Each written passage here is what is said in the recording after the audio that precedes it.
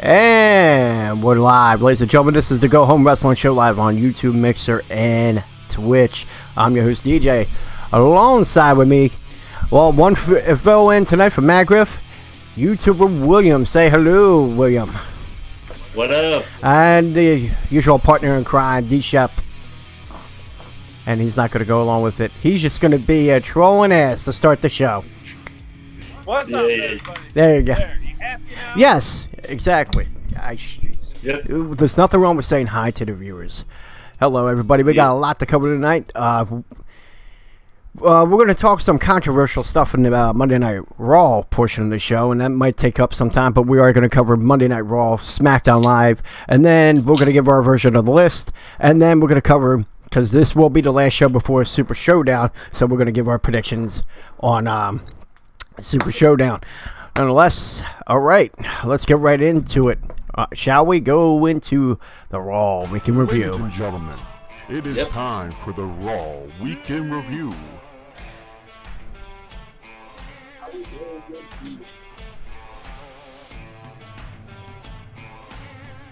All right, and we went from a pretty, I guess you would say, not so good show. It was better than the go-home show leading up to the last pay-per-view. Here we are. It's the second week. This is pretty much the second to last before Super Showdown.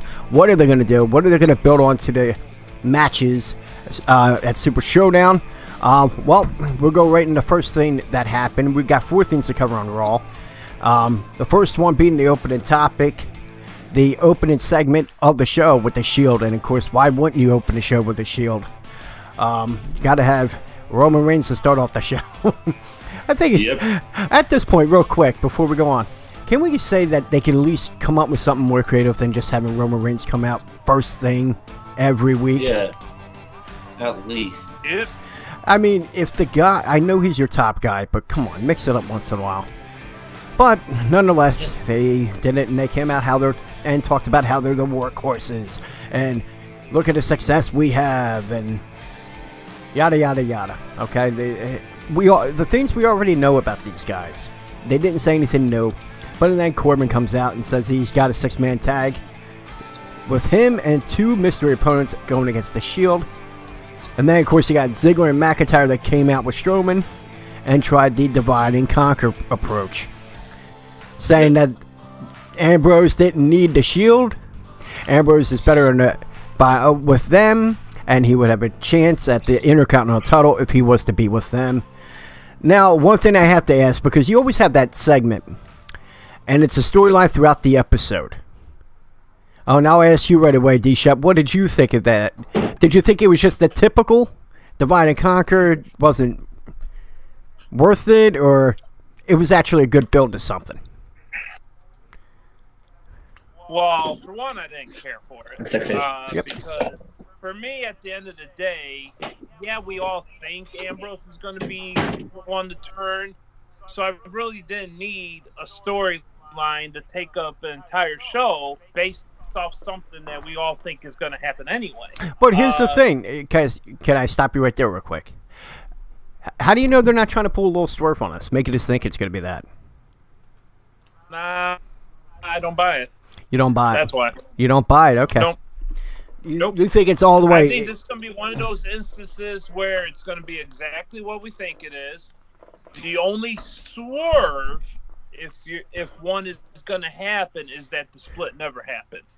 And if it does happen, it happens a lot farther down the line than we think it's going to. Because I can't imagine that this is going to happen at Super Showdown right after they planted this seed just less than a week ago. I can't imagine that they would pull the trigger on it. So I think if anything, it made it, seem less likely to happen, but I still think it's going to have to head that way. Yeah, no, I get what you said. Yeah, no problem. The whole setup, the back and forth throughout the whole show, I didn't care for it. It's either going to happen or it's not, and the different bits and the different back. Nope. For me. Okay, I get what you're saying. You felt like it was the typical, build, and to me, I like that little divide and conquer. I like the approach they're going to take with that. And the two guys that make you think, oh, is there going to be a fourth Shield guy? Which we know that's not going to happen. But they did want to throw that in there. But what it also could be is, could he break out on his own and ditch the other two, meaning Drew McIntyre? That's what I got from that whole little thing. It's like, are they planting a seed for him just finally breaking away and breaking away from them two, meaning Ziggler and Strowman? The other thing was, yeah, obviously the Shield has to be broken up. The whole thing was to get the rub for Roman Reigns after he gained the Universal title. And for what you saw in that segment alone, they cheered for Ambrose, they cheered for Rollins. What did they do for Reigns? They booed him. The moment he spoke. You got that right, William. So, my question to you, William, what did you think of that? Did you like the build at any point, or do you think it was just lazy writing? It was a good build. I could see that huge 6-man match at the Super Showdown would be a good one. It could be pretty good. Just I just don't like the fact they did tease a little bit. They did tease that someone may be turning on the team. Yeah, and that's what we were discussing. Yeah, and the one thing I was saying is, like, one thing I'm worried about. Could it be damaging not having a Universal title being defended at a big show like that? Because think about this, because you don't even got the U.S. title even be defended on SmackDown, but that's a whole nother thing. But at least you got the WWE title. You're not even having a Universal title on the line on a big show like that. Yeah. Just to prolong a faction that just isn't working as far as getting Roman over? No. Because remember a few months when we had a discussion about that last glorified house show, and I'm still going to call it that because I don't give a fuck what they want to call it. I thought it was fun to watch, but all right, go ahead. That show was such a letdown of a big show that the only reason that this is a big show is because of Undertaker, Triple H, HBK, and Kane. Yeah, I agree with you. Without those 4 people involved, but this is a glorified house show again. So the fact that the title's not being defended on it, I think really honestly doesn't matter, because let's be real. When the title is defended on a house show, it maybe once every 5-6 years it'll change at a house show, if that. I think so for world title? The title was even defended and Super Showdown, do you really think there'd be any chance in bloody hell that belt could change hands? Probably not. So that's why they went in this different direction, and they already had the top draw with Triple H and Undertaker, so they don't need the title match to be the top draw here. Yeah, it's nice they sprinkled in Samoa Joe and AJ Styles. Little sizzle. But let's be real, the Universal title has not been relevant, still isn't relevant, and won't be relevant anytime soon.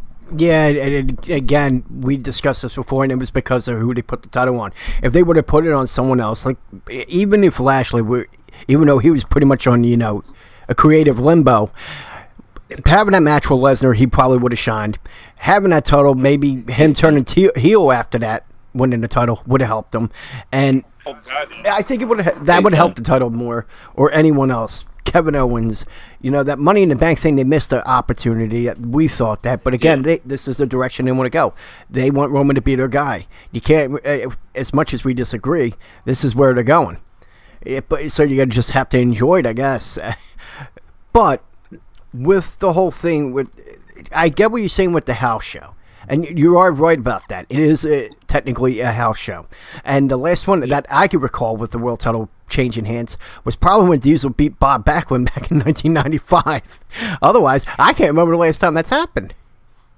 Since we're talking about when you said the last time a title changed hands, the only 2 times that I can remember a title changing hands was Kevin Owens losing the United States titles to AJ Styles in the house show. Yeah, that's what I was thinking. That too? All right.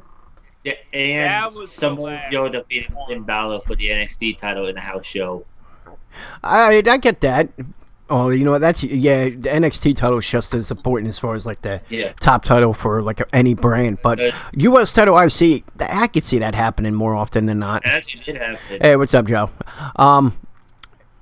Yeah, but my point is, I get what you're saying with the glorified house show, but a lot of people have predictions of what's going to happen as far as the WWE title is concerned.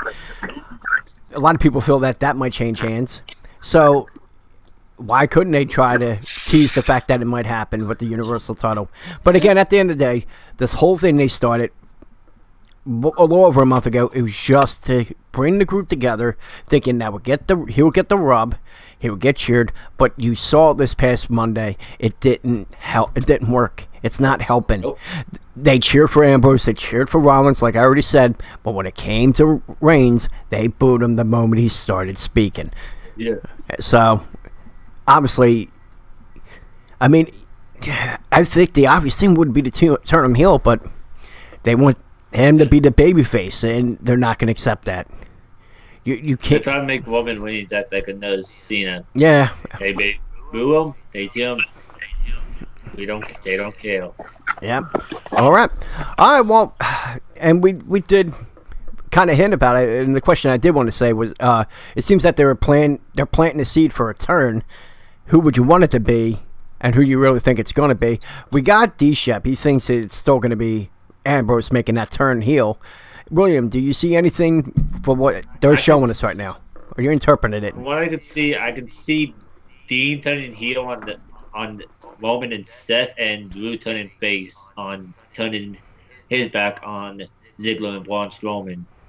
I could see a double change happening. Double change?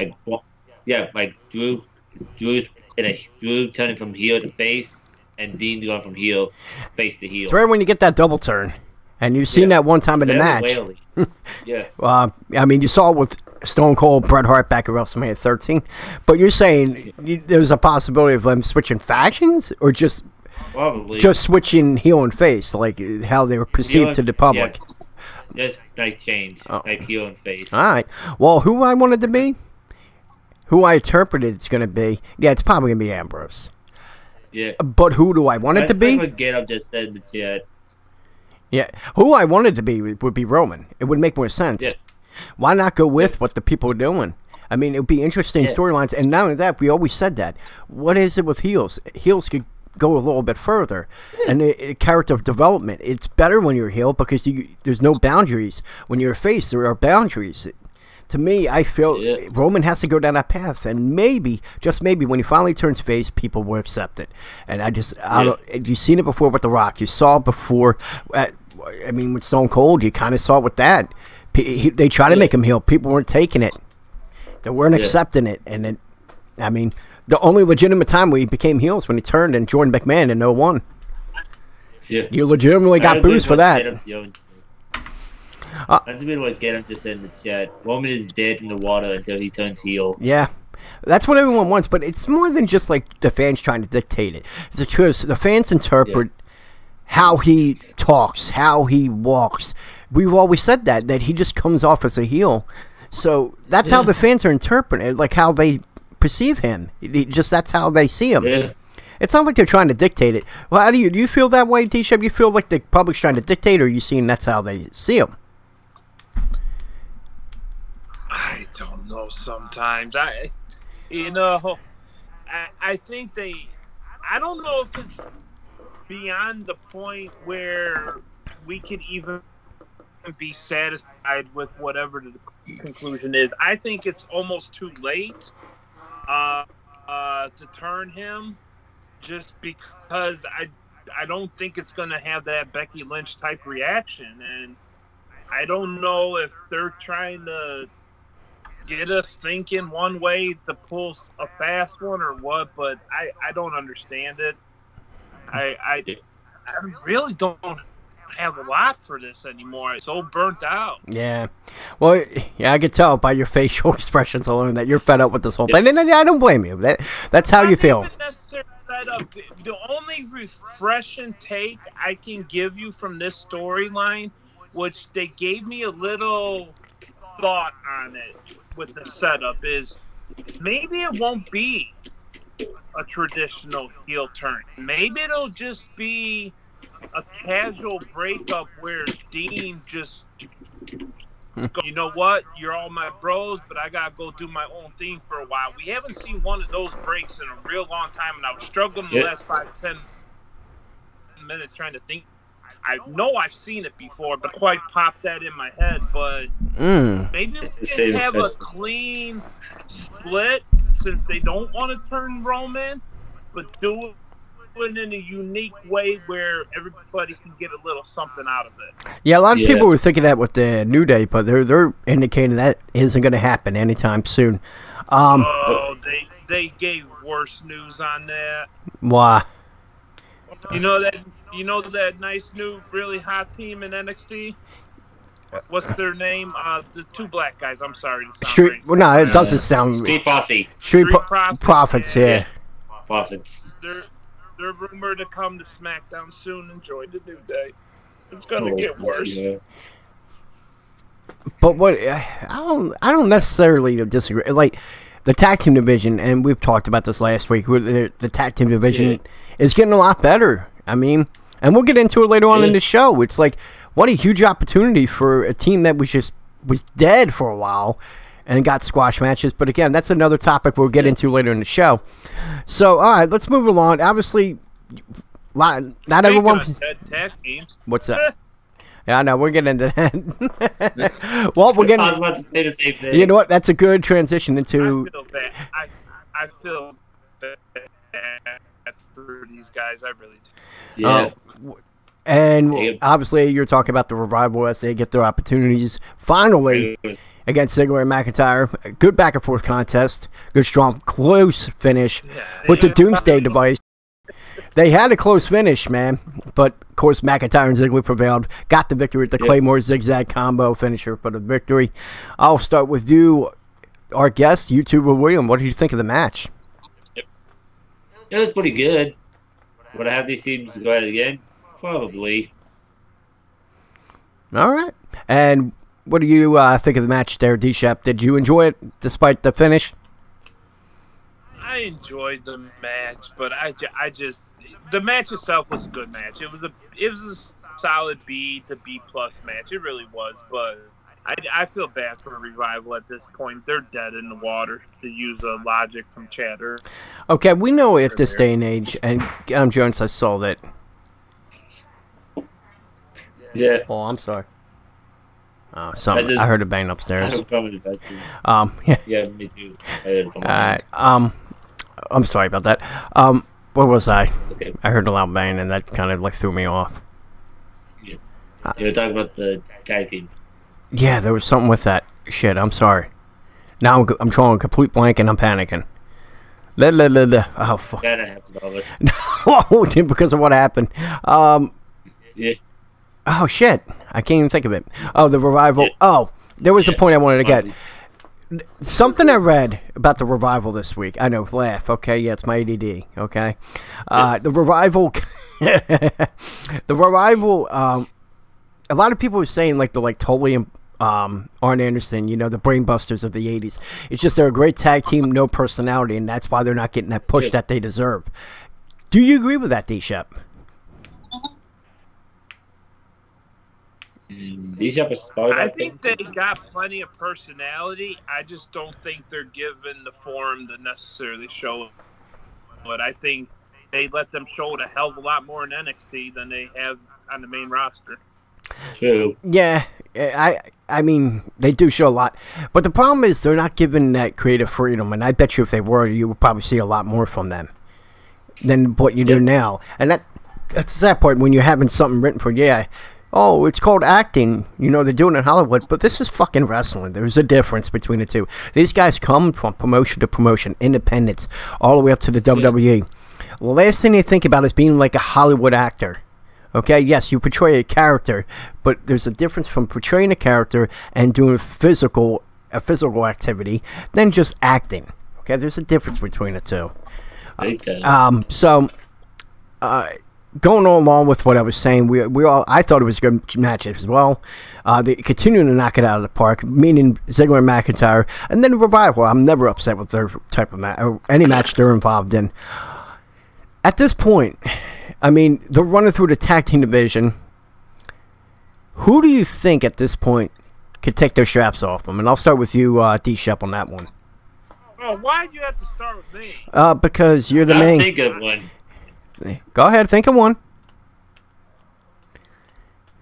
All right, I'll go with you, YouTuber, while he thinks, because I see the steam coming out of his ears. Go ahead. I got nothing. I really honestly don't. You don't think? Anyone could do it at this point. You don't think maybe Corbin would get upset? Maybe there might be a turn where evil, even though it's evil going against evil, and because didn't you see something later on that show that we've been discussing this whole time? What they should do with that? Yeah. I don't see them doing it either, to be honest. Okay, well, I see them. AOP. I was about to say the same thing. There we go. So I AOP. was about to say AOP. Logically, obviously, you want to face if you got two heels carrying the title, but Revival weren't they even? They weren't even really considered faces. They were heels. They were heels going up against heels. That's all it was, because they were getting a match on an opportunity that was taken away from them from the current tag team champions. Yeah. What if Seth Dean win the belts off Ziggler and McIntyre, and immediately after the match, Corbin that makes another title match for Dean and Seth to defend against AOP? Ooh. Kind of giving you that Money in the Bank feel where, oh crap, we just won, now we got to defend them again. Yeah, that could work. See, But I think that would turn them, though. Taking them clean from Ziggler and McIntyre, I think it has to be either a triple threat or they come out and just demolish Dean and Seth after they win it, and that's how they get them.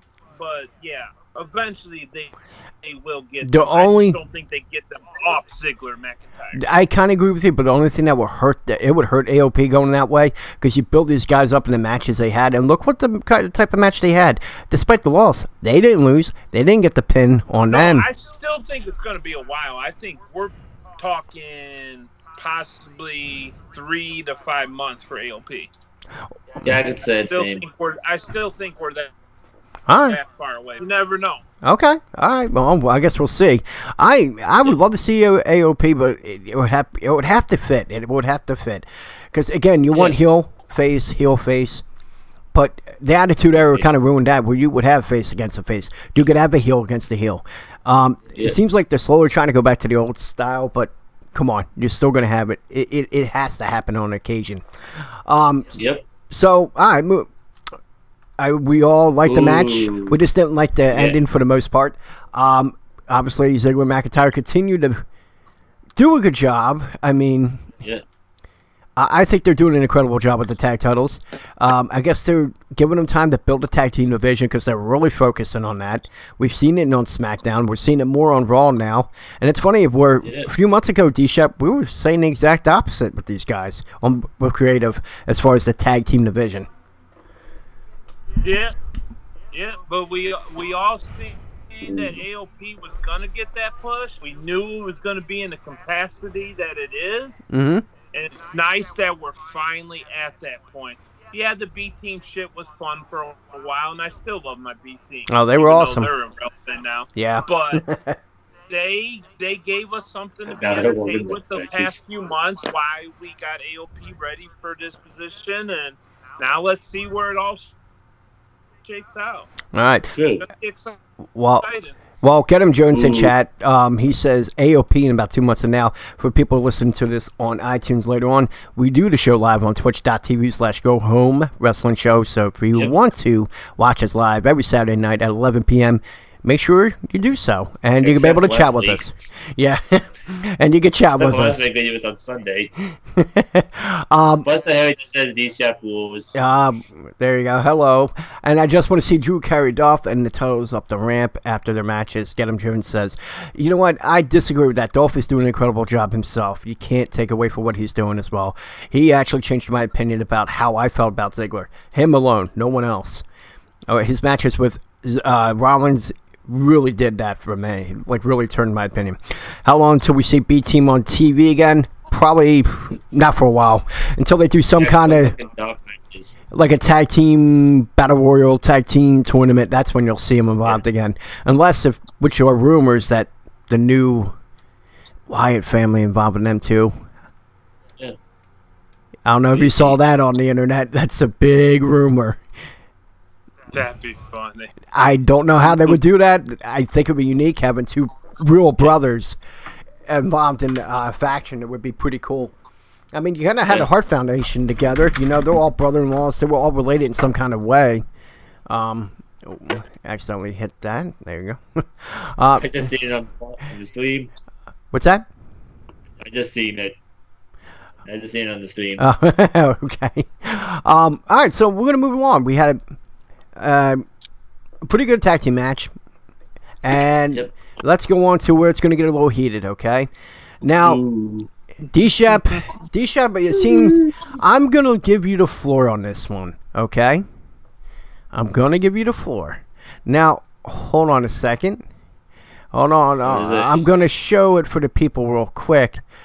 Let's see the botch first. Yeah, let's see the botch. Let's see it first. Oh. Also, there's a 15-second delay on my end. On my screen, so I'm going to fix it real quick. Yeah. I got like a 15-second delay. Okay.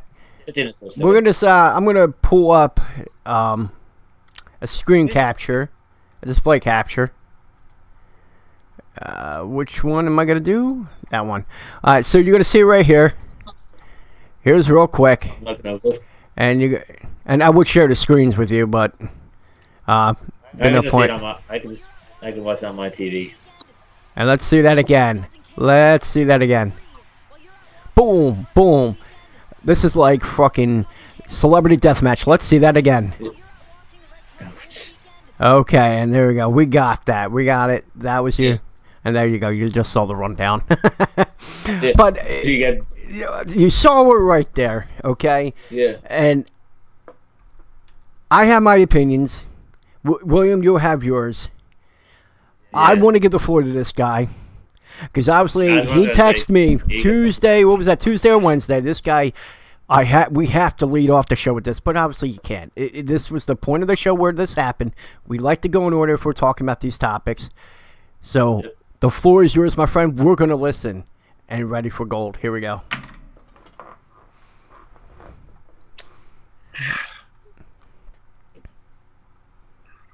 He is speechless. Who in their right mind ever decided that it was going to be a good fucking idea to put that dumb little bitch back in the fucking ring?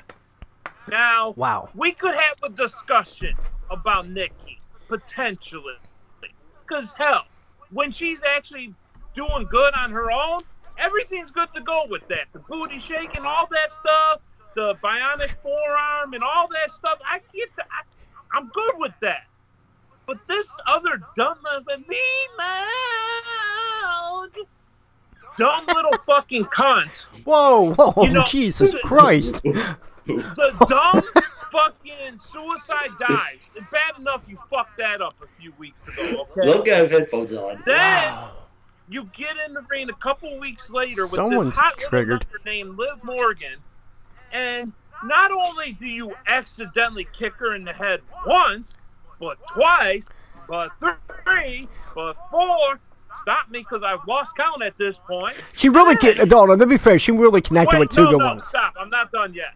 Stop it. Okay, go ahead. To make matters worse, after you basically knocked her on and covered her, and then they did a little kick-out thing, did you not notice that after your clip, there was a moment where she practically had to drag this bitch to her own corner to make the tag out because she didn't realize, what happened? Did I kick you too hard in your fucking head?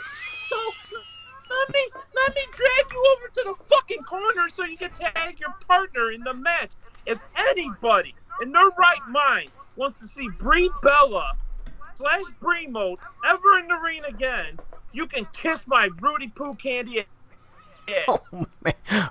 You're done, sir. All right, I'm good. All right, Shep mode is over. Shep mode is over. Okay. Yeah. Wow. All right. Well, you had to drop the C-bomb, didn't you? There goes our chance of getting a fucking our demo. You said you wanted to see see gold, so you saw gold. Okay, well, there goes our... what gold looks like. Yeah, but our demo is women from 25 to 54, and you're ruining it, sir. Ooh. Damn it. Okay. You to William. Do you have any... Just edit that little 2 seconds. Oh, no, I'm leaving it in there. I want you buried. YouTuber William. Do you have any opinion on that, sir? I'm just still shocked that the D-Shop went ham there. Completely another You know ham what? there. I honestly did not have anything prepared for that. That was straight off the cuff. Obviously, Wow. you were chomping at the bit because you were texting me on Wednesday that you wanted that. Let's lead the show with that. But I didn't have a little. No, it's from the heart. That's fine. Like, oh, I want to make sure I call her a cunt. I want to make sure I say she's a dumb fucking bitch. No, I didn't have a checklist. But Yeah. I don't know better what we're talking about. yeah, there you go. The Bellas ruined it for women way before Shep did. Yeah. I love it. Hey, okay. And let's just say this. All right, let's hear your guys' thought. Well, on let's get Williams. Let's get our guest here. Our guest host today. William. Well, the match was good, but people are saying that Liv Morgan actually was the one who bossed it out of all of it because she brought her head in too early. But we should have seen, oh, she's bringing her head in. I should aim lower. Nope, just keeps going for the same spot over and over and over. And I agree with some of the spots that D-Shop went in on the.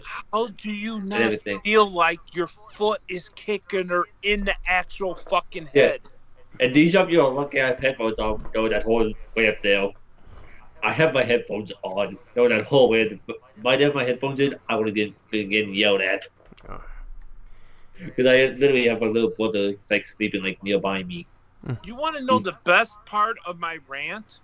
Was that my wife is taking a bath about 15 feet away from me, and even she knows Bree is a dumb little fucking bitch. Tell us how you really feel there. Turner, Normally, Jesus. My wife would be 2 weeks the first ago. one jumping up, telling me to calm the fuck down. But she knows how trash that piece of shit is. Okay. Now, Right? we got everyone's opinion. I kind of agree with you, William, on that. But ready? And this is from my end. All right? I'm gonna give you two examples of accident to selfish. Okay? Whether it's purely accidental to completely someone's fault. And then I'll give you an example of my own 2 experiences in my time. Now, I'll give you a little brief description of my background so I can somewhat say I've been through this. I did a senior project in... Nutsack story, is it? Well, hold on. We're going to get into that. 2001, I did a senior project in high school where I was doing a wrestling school. I mentored John Zandig from Combat Zone Wrestling. At the time, I wanted to be a promoter and also a wrestler, along with my friend that wanted to be alongside with me. That was our plan. Obviously, that dream didn't come true.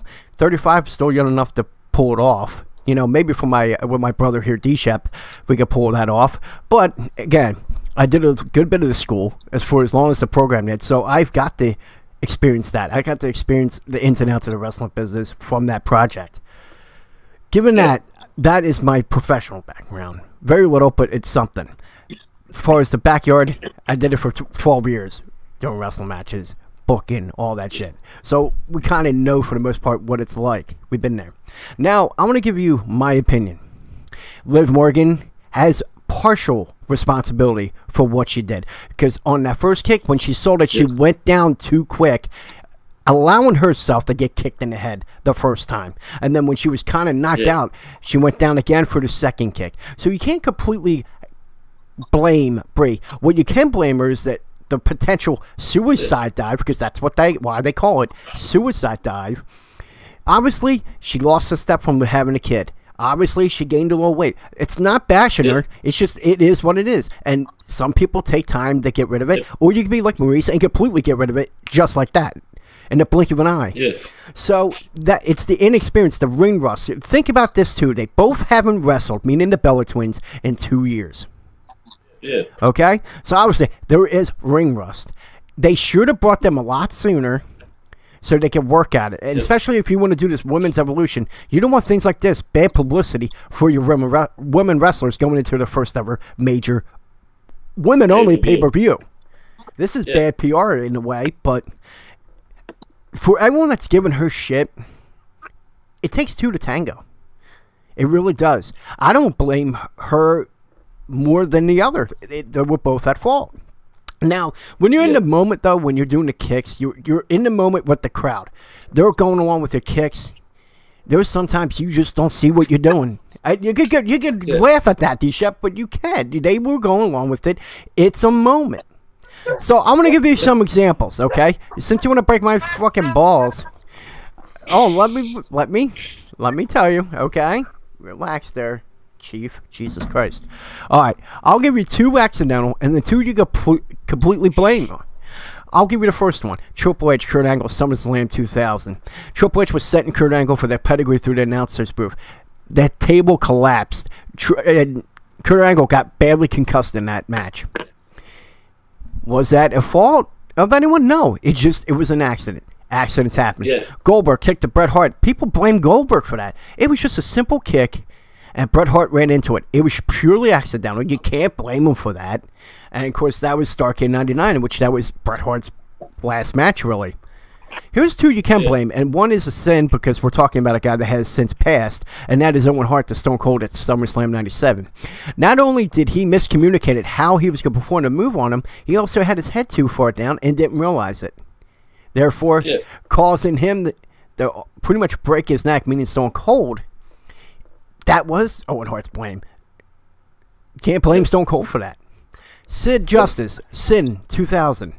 He was doing a kick off the top rope, and he went down with one leg, snapping his leg in half.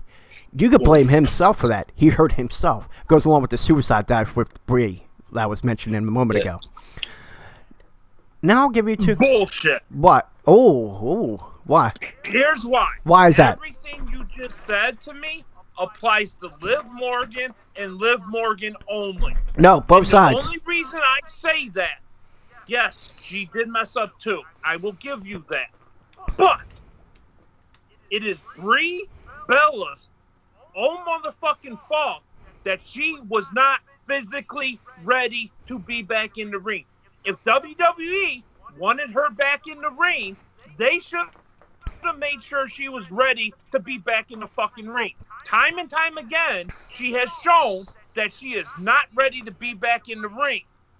And until someone gets seriously hurt, they are not going to pull the plug on that. Well, here's the thing. We could have got Nikki Bella back without Brie. We did not need Brie Bella back too. Nikki would have been just fine for the women's evolution. You could have Nikki versus anybody in a singles match. It would have been fine. You did not need Brie Bella back. I'm kind of offended that Maurice is back too so soon. Yeah, Maurice looks a hell of a lot better ring condition-wise than Brie does. That's besides the point. Why do you think she's away right now? I'm all for women coming back after giving birth. Power to them. Look at Mickie James, and I love Mickie James. But if you're not ready to be back in that ring mentally, and more important, physically, you do not belong back in it. And that is Brie Bella. Okay. D-Shop, you and a friend of mine have something in common. You and Luke Daguna have something in common. I get. You're totally right about that. But who's to blame for that, too? You can't only blame her on that, too. No, I'd say it's a combination of WWE and Brie Bella. Okay, but that is just her coming back as far as this situation. Being lumped. It's just freaking kicks. And what happened, what initially got her knocked out was her, meaning Liv, leaning forward, too far down, allowing herself to get connected like that. They connect with her. That is the issue. Everyone just wants to attack on her. I understand she's not very popular with the fans. They call her botch mode. They've been calling her that for a long period of time. But you also got to remember, where did these two come from? And this is another thing I've read, and I totally agree. They come from the Diva era. That era is long gone. Yeah. Brie Bella's still in this deep. Yeah. I'm still no, and I'm being real with you. And here's the shocking part of everything I've said tonight. I was a Brie Bella fan. I was. The shit she did in that feud with Stephanie McMahon was the stuff of legendary. That was like all-time great feud type situation. It really, but there is an old saying sometimes, you love your women that are strong, powerful women. They have a baby. They go back to work right away. My wife's a grinder. Many other people's wives are grinders. But then there's other women, like my own sister, gives birth. It is not physically the same again. It's nothing against that person, but you either have it or you don't have it anymore. Brie Bella had it her entire career. She doesn't have. I just lost these chips. Yeah. 100% her fault. It's not. Some people can handle other wrestlers botching moves during a match. You see that all the time with the female superstars. People like Alexa Bliss, they can have a botch happen. They could just make it seem like it didn't really happen. Brie Bella cannot do that. If something wrong happens, Brie Bella can't make it look good. That's my only gripe. She could still probably wrestle, sure, technically, if given the proper training and time. But she is just not physically capable of carrying through a match if someone else makes a mistake along the way. And that is no fault to her own. You're right. In that aspect, it's not. That's what I'm going with right there. If you can't help carry your in-ring match partner, so to speak, because that's what it is. It's a partnership. Even in a singles match, it's still a partnership. Yeah. If you can't be there for your fellow wrestler, if they make a mistake, then you don't belong in the ring. And I'm with you with that as far as a partnership. And I'll give you, if I can, a couple examples from my personal experience. One is what I told before on the show, where the spot, which kind of cut a certain area of my, I got these stitches on my nutsack. Yeah, on the nutsack. Hence, I got the nickname Stitch Nuts, and I'll explain why. August of 1997, it was a ladder match between my friend John and myself for at the time, our world title. At the one point of the match, the spot was I was getting on top of a shed. I was going to straddle a ladder on the way down to my friend that was on a table. Now, at one point, I get there, I get ready for the spot. He's ready on the table. I go down. Everything was going good until someone decided to move last second and didn't want to take the bump, and I went through the table, resulting in me cutting my area, getting 8 stitches. That was his fault. I got hurt because he probably could have got hurt from that spot too, but there was a way we were going to plan it to where he didn't take a big blow from it. But, because we broke the table. Oh, breaking down the fourth wall here. Yeah, we broke the table. It was ready to go at any moment, and I had to get that spot down perfectly and quickly. Him bailing out last second hurt me. Okay? And yeah, thank you. So that's an instance where it was his fault. There was another time I hurt someone too. Okay? There was a time I did it too, and I took responsibility. I apologized, got over, and it was that. There was a time that I was knocked out of the ring. And a similar situation with Brie, where he came out and my friend did a suicide dive. I sold getting thrown out of the ring too long and was not there completely for my friend that was doing a suicide dive coming out of the ring. He actually hit his head pretty hard, but due to that. Jeez. So it was a fuck up on my end, and again felt completely bad, and I took full responsibility. It was my fault, but wasn't out of selfishness. It was just it happened, but it happened because I wasn't there for him. And it goes along with what you just said. It takes two to tangle. It's a partnership. You're telling a story together. It's not real competition. You are competing in a way, but it's scripted, okay? All right? It's scripted. It's not fake. It's scripted. Yeah. But you're telling a story together. Now, the one thing I will say, and we'll go along to the last thing we want to talk about with Raw. The one thing I will say is that the WWE responded perfectly, even at that moment when that happened. You notice, yes, he did drag her. She dragged her to the corner. They could have probably did it more gingerly, but they didn't. But they got her off to the side. They got her out of the ring, and they made sure she was fine. on the spot, and you're laughing again. I don't care. You have your opinion. I have mine. I thought they handled. No. I'm just laughing at the part where you said she had to drag her over there to make the tag, though. That Yeah, to me, that's still. I didn't exactly understand that, nor did I agree with it. But I see what they were trying to do. She realized something was wrong, got her to the corner, got it out. I seen what they were trying to do, but they could have done it better in a better way. You should have had Liv's tag team partner jump in the ring, drag her over, and then do that. Brie Bella shouldn't have been the one to do it, though. Yeah, I think it. Well, that's all I'm saying. Well, in the moment too, they probably didn't know at first what happened. Wasn't when she was dragging her limp body over to the corner when they realized, oh shit, something's wrong here. Yeah. They didn't realize it until they drug her over. It looked bad, though. I mean, it did look bad. To give credit, I guess, where credit's due is Brie was the first one to notice something was wrong. At least, I mean, I guess that's a plus for something. I'm still trying to figure out from what you said there with the accidents. I'm still trying to think of what Jones said earlier. He's still trying to think of what category would Sasha Banks had paid to go into. From all of their stuff. Oh, is that the kick?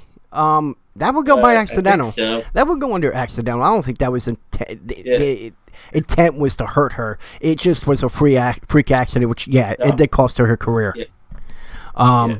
I say that's purely accidental. It was not selfishness. It wasn't being selfish. It wasn't being careless. It happened. And what is that? Doc Canoro. I'm going to call you Doc, all right? Welcome, my friend. Everybody's helping telling a story, from the camera shots to the commentators improvising when something unexpected happens. Perfectly said. And at the end of the day, I just say it wasn't completely Brie Bella's fault. I don't understand the complete hate. It takes two to tango. Liv Tyler put herself in that position too to be kicked. That's all I'm saying. Yep. And I agree with D-Shep as far as maybe she wasn't mentally and physically ready to come back. But it's that push because of what happened. And going on from the Women's Evolution pay-per-view, all of this is PR and a reaction to what happened at the Greatest Royal Rumble. Can we all agree with that? Yeah. True. I agree with that. Also, off topic, go home and switch your thing. It says you're now doing WWE 2K18. All right, I'll switch it back. The thing. I don't know what happened there. It says the game is WWE 2K18. Okay. I seen that earlier. That's fine. I'll fix that. Don't worry about it. All right, moving along. Here we go. All right, so we go on from that. Are we all clear? Are we all good from this, Brie Bella? And we're going to move on with the show. All right, that didn't take too long. I thought it was going to be longer than that. All right, to the main event, The Shield versus AOP and our lovely GM, Baron Corbin. Corbin came out and announced the AOP as his partners. In my opinion, pretty damn good, entertaining six-man tag, in my opinion. Ended up with Reigns spearing Corbin for the win. And I'm going to start with YouTuber William, our guest host tonight. What did you think of the match? Yeah, you pretty much said it right there. It was pretty damn entertaining. That's what I think. It was pretty damn entertaining. Got to see some good competition out of the AOP instead of seeing them in the usual 2-minute squash matches that they're usually in. You see them in more how they would last in longer matches. All right, well, I got a question as far as what you were saying with the squash matches, but we'll get to that. We'll get to that later on because I have that on the lineup. You said it perfectly. I know. D-Shep, obviously someone was disagreeing with what he was just hearing. Let's hear your opinion, my friend. I wasn't. Your face was saying everything. Go ahead. Don't be passive aggressive. I had a different thought in mind, so I put my head down. I had to laugh off camera for a second. So shit happens. All right. But AOP, hallelujah! It's about mother effing time. Exactly.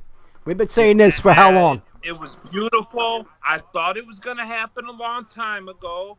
But this suspense these last few months has made me anticipate it even more. Yeah. Like Adam Jones just mentioned, Drake Maverick, though, I could live without that, but it is what it is. I don't imagine Drake's going to be doing it for long. I really don't. I think they're going to kick him to the curb. Yeah, I'm loving it. Great main event. Obviously. I'm gonna put like Drake Maverick back. So I'm good with it. Oh, Doc, Paul Ellering is suffering from an illness, hence why he backed off.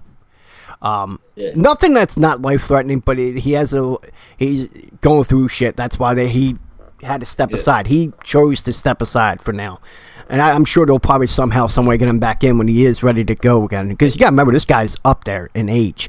He was managing the Road Warriors 30 years ago. So, hint of how old he could be. I could see AOP like going on with like Drake Maverick for a few, and then somehow getting rid of Drake Maverick.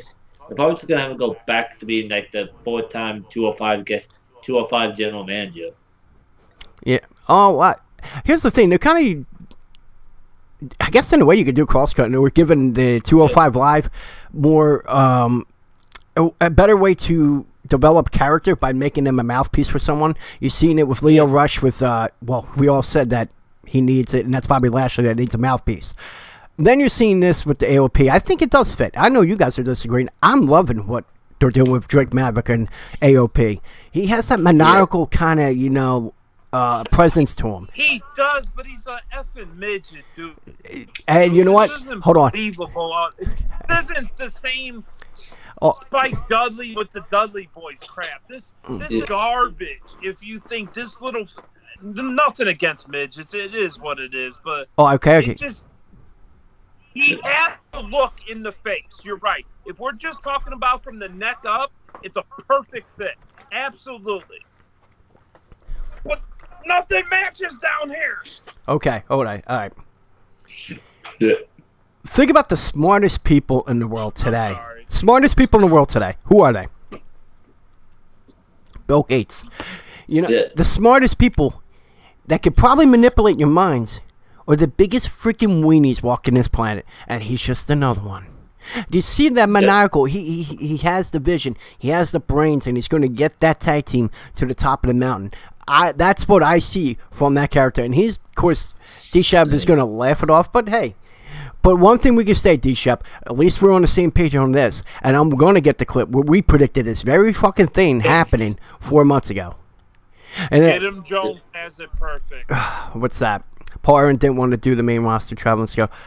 Yeah, but he's also a gazillion times better. Yeah. Well, not only that, he said it was reported that he had an illness too, and that could be why he didn't want to do the traveling schedule. He probably can't physically do it.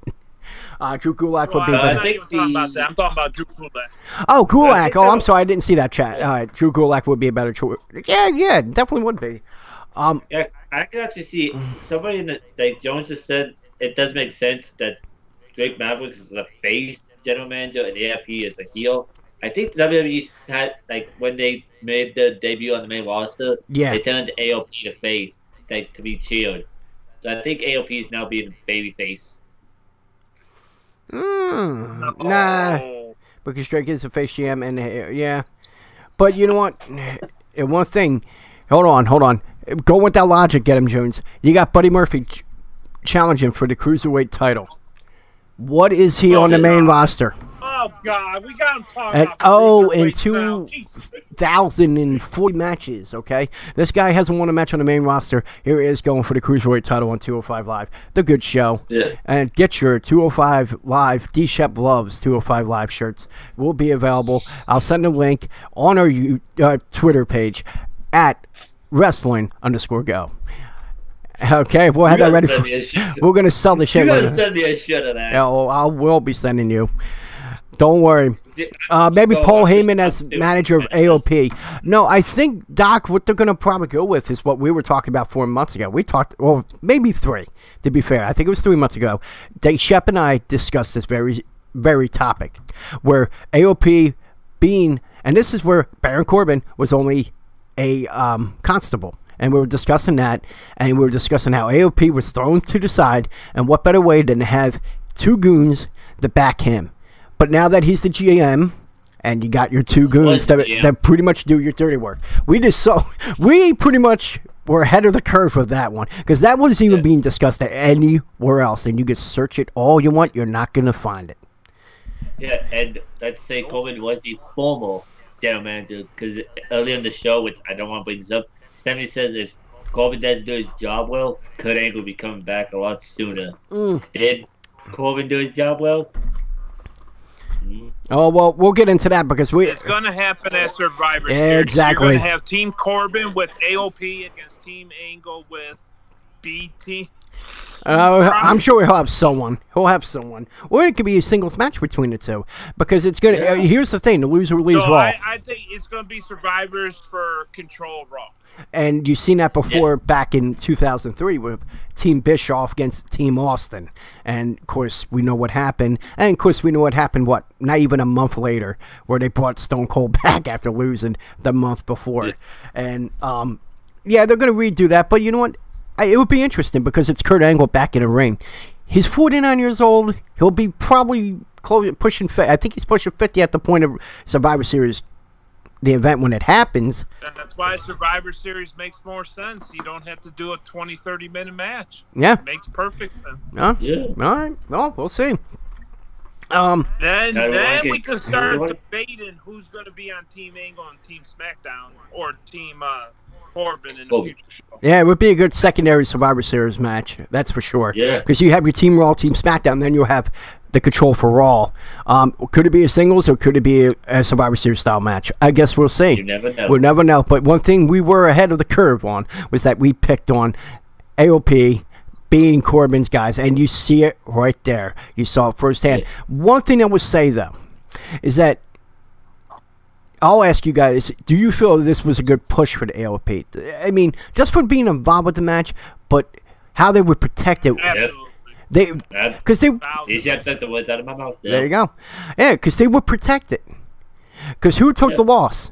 Corbin did. Because everyone was complaining on social media. How could you give these guys a push and then immediately knock them down? How'd you knock them down? You simply pushed them into a main event match, and the GM Corbin, Baron Corbin, took the hit. He took the spear. He was pinned. They weren't. Yeah, and then you had the main event stare down between Razor and Roman? Razor, and Get 'em Jones said that in chat, so I'll give him credit. Get 'em Jones said that was the highlight of the match, where Razor and Reigns faced off. It was pretty good. Pumped up AOP like a... Dude, they stuck a rocket up their ass and shot him up in the air. I could actually see a good rivalry between AOP and at least maybe Razor and Roman. I could see a good rivalry going between those two. Get 'em Jones. Obviously, this is a joke, but we're discussing who could be the potential teammates for Kurt if they would go with that angle. And Get 'em Jones says this: Kurt with Bobby Roode, Gable, and the B team. I can say this right now. B team would be the first two eliminated if that was the team. You know Don't be. That's his boys. boys. It would take some finagling. I know a lot of it would determine on Jason Jordan too, but give me Rude, Gable, Jason Jordan, Shelton Benjamin. Oh, jeez. And well, we'll get into that. Well, you'd hit every storyline Kurt Angle's ever been in. Then yeah, all in one little. That's a clusterfuck, but it'll work. All right. Well, here's the thing. We discussed about the push for AOP, but let's go back a couple weeks, and this will be the final question for the Raw portion of this evening. And that's with the AOP. Prior to that, they did a series of 3 squash matches, and everyone was complaining about that. Me, I think, the old school in me, I grew up in the era watching Saturday morning Wrestling Challenge, Superstars, whatever show it was, whatever syndicated show they played Saturday mornings, we watched it. And you would watch Ultimate Warrior or a big name superstar going against the local scrub or enhancement talent. Or Brooklyn Baller every week. Yeah, oh dude, that was fun to me. Because you saw it. It was squash matches. It was to build up the character. That's what it was intended for. But one thing that I will say the Attitude Era fucked up is that you had superstar every week. And then you had The Rock on every week. So when if a WWE champion don't appear on TV 1 week, everyone's snapping out. They're complaining, oh, he should be on every week. You didn't have that. How often did you see Hulk Hogan on Saturday morning TV? Maybe once a month. Yeah. Maybe. If you grew up in that time, people, trust me, you didn't see your superstars every week. And it was still great. And you had pay-per-views only 4 to 5 times a year. It allowed time for storylines to build. 4 weeks is not enough. I just part of the typo. But that's just. How do you feel about that, D-Shep? How do you feel about squash matches? How do you feel about the enhancement talent matches? They have their benefits. I mean, let's not. The closest comparison in Attitude Era was pretty much Goldberg, because the first 70% of that streak was squash matches. That's the last time it was really done for a while and successful. Yeah. But yeah, it has its benefits. You don't typically see it so much with the tag team throughout history. You used to see it more in the singles competitors, but I do like I like the squash match with AOP. I thought they did good things, so I'm good with it. Like the Hot Foundation was the British Bulldogs. All right.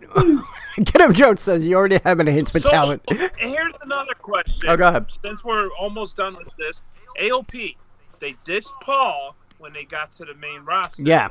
What if they ditch Drake once they get the title? That could happen, and then they could go with that angle that Corbin got us this. It wasn't you. Yeah. Because they formed a thing that's his goons, because that's what you're seeing.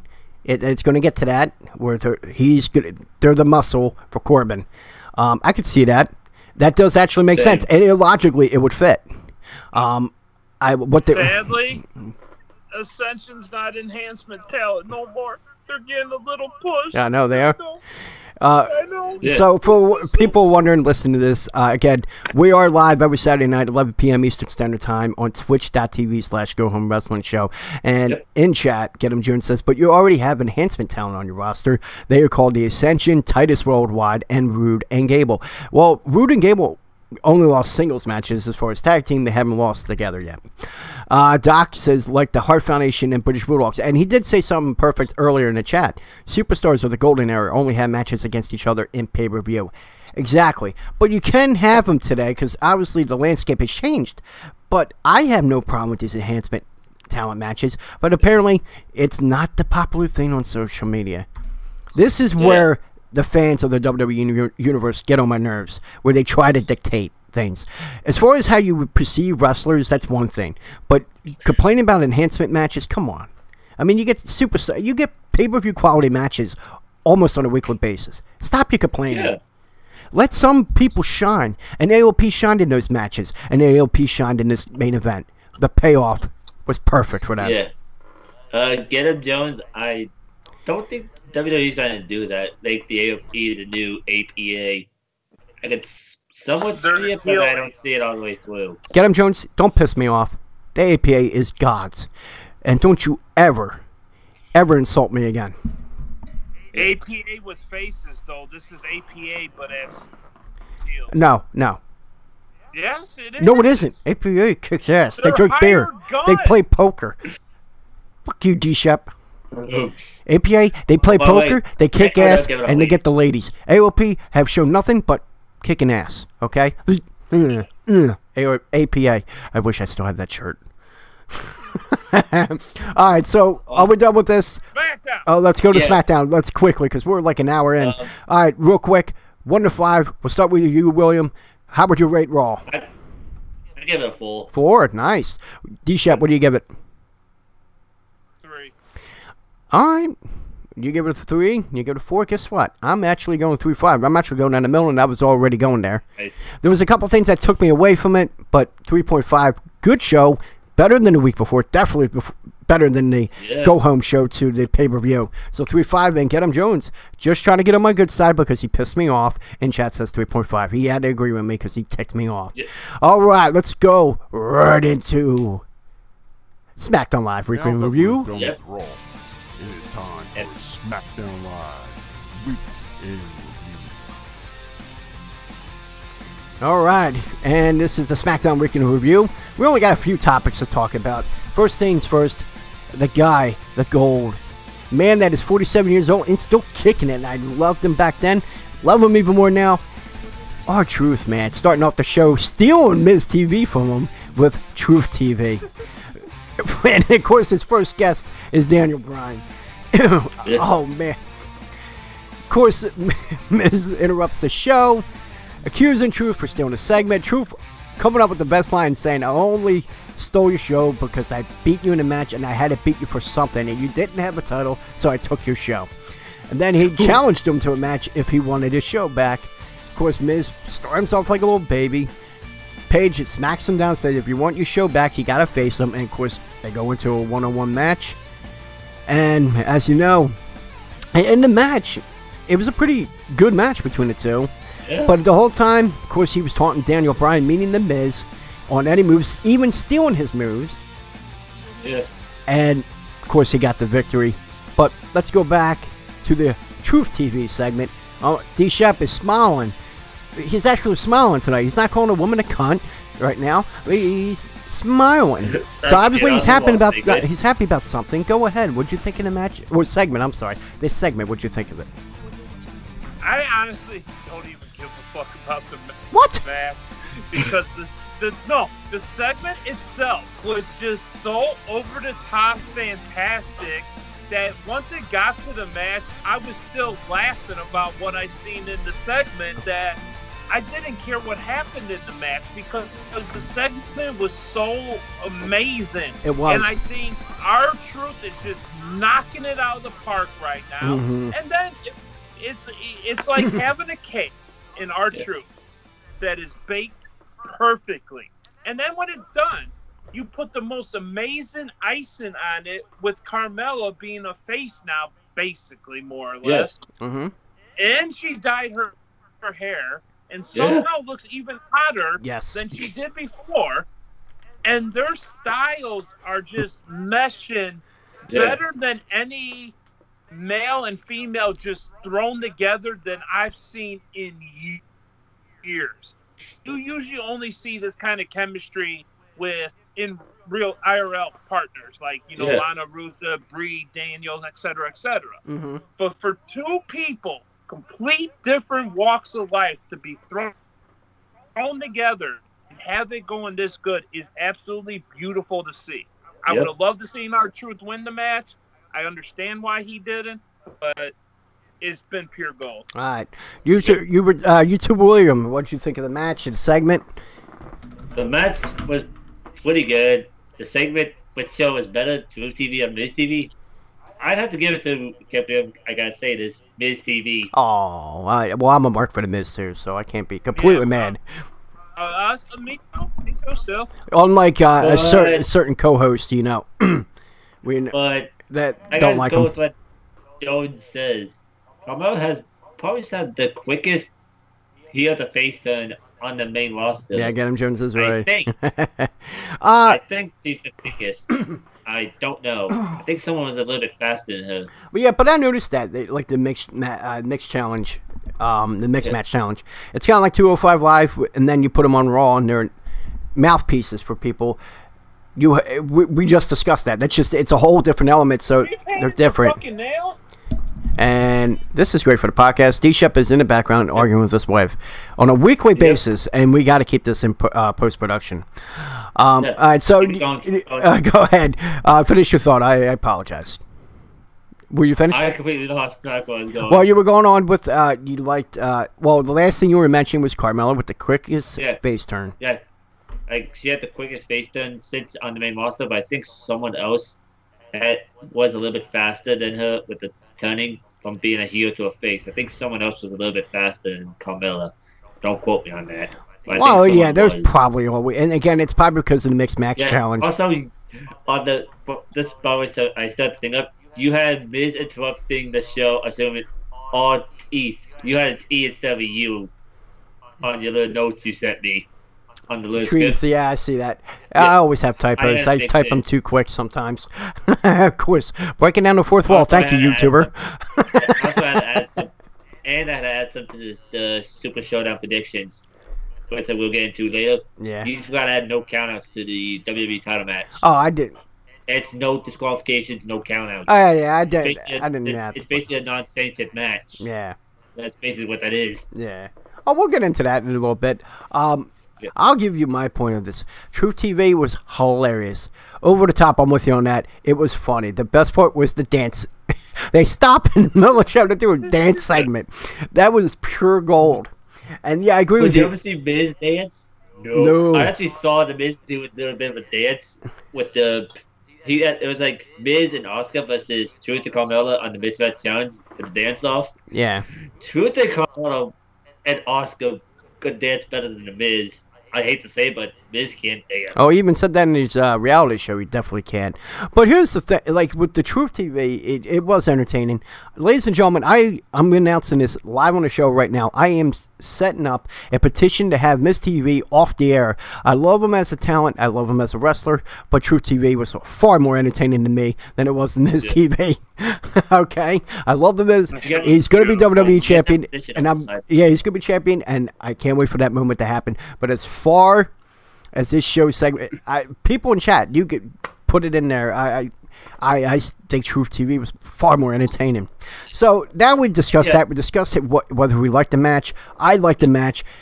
Again, Truth continues to knock it out of the park. The Miz continues to knock it out of the park. And anyone that wants to freaking put doubt on how good the Miz is, you're not a wrestling fan. How could you not see the guy's purely gold? He told his story in that ring, and it goes on to my next question, but I'll give you my answer first on how I feel they approached that storyline to continue the storyline.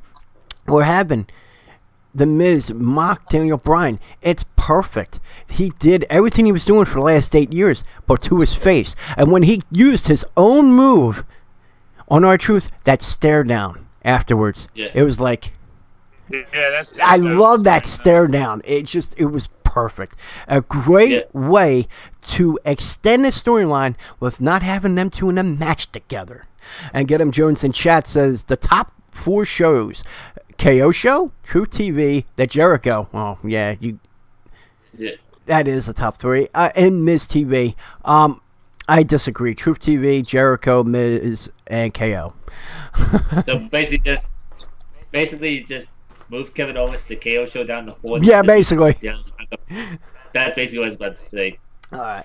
Damn this notification. Okay. I had that notification going off while we were talking about that. All right. So D-Shep, real quick, how did you think with their approach with continuing the storyline going into Super Showdown? How do you think they did? I think they did all right. The stare down was epic. But honestly, for me, the R-Truth stuff overshadowed. I know you can't get over the show, which again I don't blame you. It was very entertaining. Yeah. But no, I did like it. It felt a little different. It felt like a little bit of new jolt of energy. I was down with it. It was good. Yeah. Go ahead. You have some? I was about to say it was a good way to keep the feud going between Miz and Daniel Bryan, and I would not be shocked if next on the SmackDown coming up, if Daniel Bryan actually tries to do a Skull Question does the Skull Question finale just to mock the Miz. That could happen, and mock him. I would be shocked if he does. It'd be about due time to do a little reverse mocking. Yeah. Yeah, and what better way than to go home show to the Super Showdown?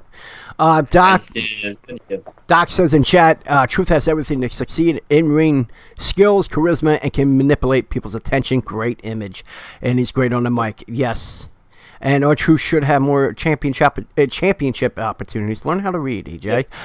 Definitely agree. Right now, maybe mid-card. I think as far as right now, you got to go with the Miz and Daniel Bryan for WrestleMania. That's what we all are seeing is what's going to happen.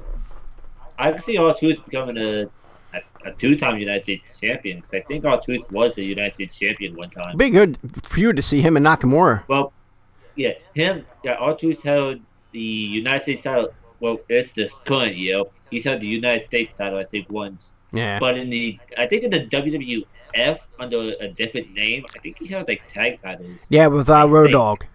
Yeah. Yeah. K-Quick. I was actually watching some of those stuff. It was pretty good. It was a great era, but I'm the golden era guy. Me being 35, I grew up watching the golden era. Right next to it is obviously the Attitude Era. That was the top 2 favorite eras. What I'm watching now, it's really good. It could be even better if they would just allow these guys more freedom. I think, WWE scrapped the little Jimmy thing with R-Truth. I have no clue what. I think I don't know what they're doing with the little Jimmy. I think that's like that died in like 2017, 2018. No, I don't know. I think it died like near the end of 2017 when he started doing his "What's Up" stuff again. Yeah. And that's a newer version of it, which I haven't heard yet. Yeah. All right. Well, moving along. I mean, you had a great segment. You had a good match, but then, dude, we had to get the answers. What happened? What made Aiden English turn on Rusev Day? As you know, quick recap the week before. Rusev said he couldn't come down to ringside for his United States title opportunity against Shinsuke Nakamura. But he did come out anyway because he was chasing after Lana. After he went off on a backstage employee, Lana heard it. She wanted to rat him out. He came out with her. And, of course, he cost Rusev Day the chance of winning the title, making him lose the match. And then he turned on him. Why? Why the turn? Well, Rusev did come out and called Aiden English out for an explanation for his actions the week before. Aiden came out and played 2 video packages. Perfectly played. First one being his contribution to the popularity of Rusev Day. And then the second was Lana ruining the brand of Rusev Day. Of course, Lana went to defend herself and was quickly interrupted by English when he left for one more comment. And that comment was, he wondered why Lana hasn't told Rusev about the night in Milwaukee. Drops the mic and walks off. Pipe bomb! Exactly. And D-Shep, we might be on the same page as this. What do you think of the follow-up to the turn on Rusev Day? I don't know if we're on the same page because if it's all what we think it is with the Milwaukee reference,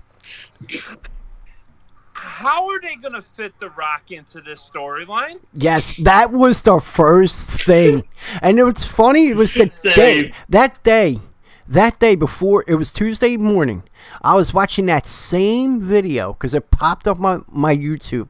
You have the recommendations as soon as you go into the app. And that one. And I forgot about that, so I watched it. Because it was during the time where I wasn't watching as much. I was slowly getting back into it. But I saw that. And I was like, and it clicked in my head. And it's funny how it was a WWE video. So were they putting it back there as a re-upload for people to see that? I wonder. When you really think about it, it's like, why was that there? I wasn't watching anything of The Rock on, recently for that to pop up. But yeah, it is funny that everyone thought of that very line because after what Aiden English said. So, do you have anything else on that, or? I don't think it's going to lead to Rock being involved as far as an appearance is concerned. But I wouldn't be surprised if that's what Aiden English brings up, though. Yeah. And if they somehow have some kind of shady camera security footage that they can piece together with Rock and Lana or something, it wouldn't surprise me. I don't think we're getting Rock on TV over it. But obvious, the end-all be-all has to be a match between Aiden and Rusev. It has to be. As far as when it happens, I'm not sure, but I think that's where this is headed. Survivor Series probably, or the pay-per-view after. Yeah. Probably gonna be like Steve Rusev versus Steve Rusev Day versus Steve Aiden Day, as he's calling himself now. Lana Day ruined Rusev Day. Yeah, I know. Well, there's a reason for it, but no, I know the reason. I get that. Yeah. But it killed Rusev Day's momentum, so Aiden's right in that aspect. Well, if you go with that in real life, yes. I mean, before Lana, Rusev was getting world title shots. Yeah, and it was a great match between him and AJ Styles. And then Lana came into it after the world title match, right? Pretty much? Pretty much, yeah. Yep, and that was the decline. Yeah, so Lana killed Rusev Day. Do you think they will eventually lead to a split where they could go, where Aiden English could actually convince Rusev to turn on Lana? I wouldn't be surprised. And then he goes back. Because it seems weird to me how something that is so over as Rusev Day, and then you break that up. But then you won't break up something like New Day. Yeah. I mean, that is still, it's still kind of over. It has its moments where it's kind of dull, but then they somehow reemerge again. But Rusev Day's over. Why would you bring that up at this point? But you know what? That's what I thought about that. It's like, how could... There might be a possibility that you're not going to see a split. He's going to see that Lana brought him down. Lana betrayed him. Lana lied to him. And he goes, you know what? You're right, Aiden. But, again, we'll see it. I don't like to try to look too far into it. That's how I'm seeing it happen. I just don't want to look further because I still want to be surprised when the moment happens, if it does happen. Real quick, though, I want to ask you guys this. Because this is the PG era. This is an attitude era, and we talked about eras tonight on the show. It's funny that if they are referring to what we think they are, don't you find it weird that they're using sexual content to further a storyline? I think it's okay as long as they keep it with the words and they don't get too graphic with the shady security footage, which is what I'm assuming. Okay. Same. Okay, you feel... I think with just the innuendos and whatnot, I think it's fine. Well, they kind of, they kind of did that with The Rock, but how are you going to script The Rock? You can't really script a guy like that. I mean, well, this is, you can script it because The Rock won't be physically involved. So this is the closest to scripting Rock that you'll ever. Oh no, I mean, yeah, I understand that, but like at the time when he said that, when he first, going with the positions and all that, I mean, how are you going to tell him? You can't say that. Well, fuck you, I did say it. What are you going to do? Fire me? Yeah. But anytime they needed him, he popped up, and god damn, does he deliver on every time he fucking comes on, whether it's pay-per-view, TV, whatever. The guy is the greatest. He's always been exciting. He's always been electrifying. So, yeah, I just wanted to get your take on that, because that was another thing that popped in my head. It's like, this is the PG era, and they're going that route. Found it weird. I actually found it relieving in a way. It's like, a little bit of edginess for once. That's good to see. One last question, and we'll move on to the next topic of the night. I'll start with you, YouTuber William. Do you think this is going to be a one-off match, or do you think if they continue to split, how long do you think it will go? I think it's probably going for like 2, maybe 3 months at the most. Probably like during the 3rd month, either Aiden English or Rusev gets injured on the shelf. They put the rivalry on hold, and then maybe like at the Royal Rumble, when one of them in the ring, the other one comes out as the next entry and eliminates both. Okay. And the other. So you're going with and the feud goes on to like Mania. No. I hope that doesn't happen. All right, I get it. You said injury comes back at the Rumble, eliminates each other, and then they will build a storyline for maybe a pre-show match or early card match. Okay, I get what you're saying. D-Shep. Okay. D-Shep. I honestly think it's just going to be a one-off. I really don't think there's no long-term plan here. But would I be surprised? No. But I don't see much coming from this feud. Well, one thing I would say, and we always said this, is that SmackDown is the better creative team. How they advanced the storyline from years ago with The Miz, and you're laughing. Why? My ADD got. I would get Jones just said. England was singing. England was drunk and he kissed him. Oh, okay. Get him. Jones says that you guys are so perverted. Well, damn right, we're men. Doc in chat says they are using sexual content differently than the Attitude Era. Exactly, I do agree. And it's not discriminative because now women are more respected as athletes as more than ever. Totally agree with you. My thing is, I was shocked that they actually went that way, despite going the route they did. That's just, I liked it. I'm not being critical of it. I just liked it. I was shocked they actually went that route. We're not taking calls, Joe. Really? So I think this is, if they do continue this, it could be one match, maybe 2. More than likely 1. But to me, I don't think it's going to happen. I think the split won't continue. I feel that Aiden will get into his head. And here's the thing. If that happens, you think there would be a heel turn again for Rusev Day. Yeah. Because that'd be the first time. He turned on me, but I still went back to him and then went against my wife. I don't know how that would come off. If that would happen, I don't think it would be so over. If that does happen, I smell a divorce. If that does happen, Yeah. I smell a divorce still. Well, the only way we can find out is we sit back and watch. Yeah. All right. Say the next two segments I like are pretty good. All right. Well, let's move along because we're getting late in the show here. Yeah, we are. Real quick thing, the next thing we're going to cover is the possibility of Ty Dillinger being Randy Orton's next victim. Of course, last week you saw him at a production truck forcing a production guy to pull up all the videos of all the things that Randy Orton has done to Jeff Hardy. And the line he says, I can't wait to do what I do to my next victim. And then, of course, you got a match with Ty Dillinger going up against in a non-title match with Shinsuke Nakamura. It was a so-so match. I thought it was pretty good. Yeah. But it was, of course, interrupted by Randy Orton, causing a DQ. Orton attacking Ty Dillinger.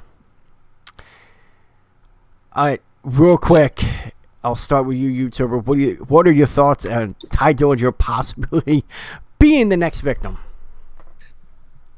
What the possibilities? Maybe, because he is like someone who's been in the business for 2-3 years, and Ty Dillinger has not received any kind of title opportunities, but he did put up a great match against Nakamura in a non-title match. Could I see Nakamura? Could I see probably Randy Orton keep costing Ty Dillinger matches? Probably, but do I ever want to see Dillinger win a title? I can't believe I'm saying this, but I can actually see Ty Dillinger winning a title on the main roster. Oh, you could definitely watch one in the win one in the future. Not the world title. I don't see that. At the U.S. title. Yeah, he's Mick Carter at best, and that, not to knock his talent. He did get a DQ win. He did get a DQ win over the United States champion. Oh, of course, because he got attacked. I mean, I just want to know what D-Shep's going to say about this. Well, go ahead. D-Shep, what do you got on it? Anything. This is the biggest waste of time than any feud Bobby Lashley has ever been in. This is where you go. That's all I got. Okay, well, here, I'll give you my take. One thing's for sure. We don't know if that's it. It could be just making everyone think it is, and then next week, his real victim, he'll attack. If it is Ty Dillinger, it could be one of two things. End of his character, he destroys the character, he comes back as repackaged. The other thing it could be is Randy Orton, the older veteran, attacking the younger talent, showing them respect. And you kind of see that right now in Ring of Honor with Bully Ray. If you're a fan of Ring of Honor, you get the reference. You get the storyline. I've seen something. It's the same. I've seen something about it. Yeah, it's the same thing. But the fact that you had someone like, let's say, the guy from New Day that went against Randy Orton, Kofi Kingston. Dude, that was some of his best work. I've seen that rivalry. Yeah. I watched the matches. Dude, they were great. Can he pull that? No, without a doubt, Ty Dillinger is a good talent. As far as being a top guy, never will happen. Nope. It won't. Sorry. He is a mid-Carter guy. Yeah. Late Carter at best, ever. But could this catapult him to a mid-card, higher mid? Because you're not seeing this guy often. But again, this is all purely speculation. My thing is, this isn't the guy. It's just to throw people off. And again, that is continued great creative from SmackDown, throwing people off. Because people had the speculations who was going to be. And boy, were they surprised when they found out it wasn't who they thought it was. It was Ty Dillinger. To me, it's not him. That's all I got to say about that. But yeah, Jones says that he agrees Ty was nice, but Randy says he only attacked Ty because of the 10 thing, because Ty Dillinger's the perfect 10. Yeah. He says the only way he could see this, the rivalry going up to those two, is that Ty Dillinger attacks Randy. I'm sure, but I can't see that. I really can't. Because if it's Ty or Kofi, way better talent. Yeah. I mean, the guy just surpassed all time holding the tag titles for over 900 days. The guy has won numerous titles. What has Ty Dillinger done in this short period? Not so much since coming up to new roster. I don't think he's even won a title in NXT. Yeah, it's just I don't think he ever did. Nope. I don't recall that either, but either way, I'll have to look it up. we're not all a fan of I'll it. probably look it up off the podcast. Yeah, you can look it up. No problem. All I I'll know look is... it up off the podcast. Oh, okay. Yeah, no problem. All I know for sure is that we don't like it, and then some of us actually don't think it's going to be that guy. Yeah. So I just wanted to bring it up real quick. I know it's not much of a non-issue. I just found it weird that Ty Dillinger, out of all people, and again, I'm not knocking on his talent. The guy's talented, but True. He is. not to be up to the level of Randy fucking Orton. That's a 15-time WWE champion. All right, so moving on. Speaking of the WWE Championship, let's go into the final thing that we're going to cover with SmackDown tonight, and that is, of course, the WWE title contract signing between AJ Styles and Samoa Joe. AJ comes out. Of course, Samoa Joe did not come out.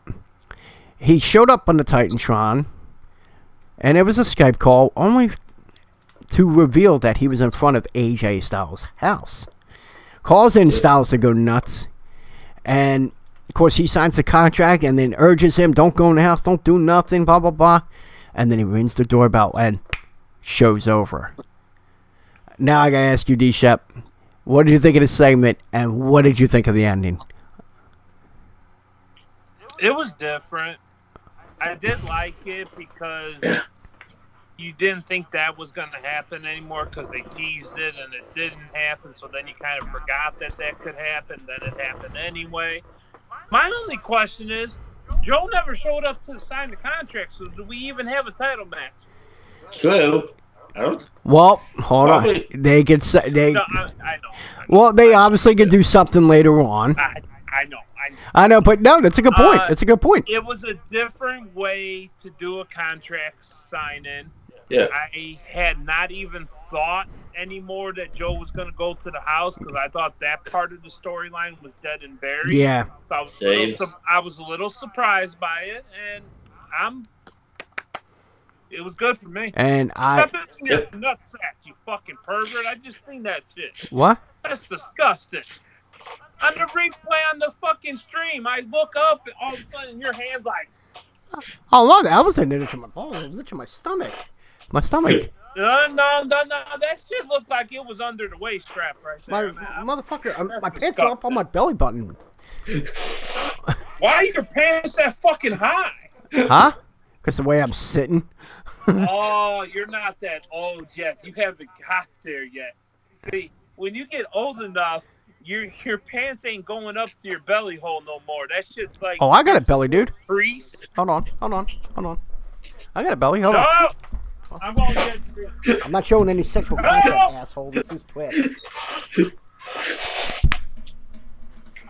That's from quitting smoking, my friend. That's from quitting smoking. Developing a butterscotch candy habit. And that goes the job. And yeah, well, we got to sit and look at his fucking face every week. He can look at my belly for at least 2 seconds.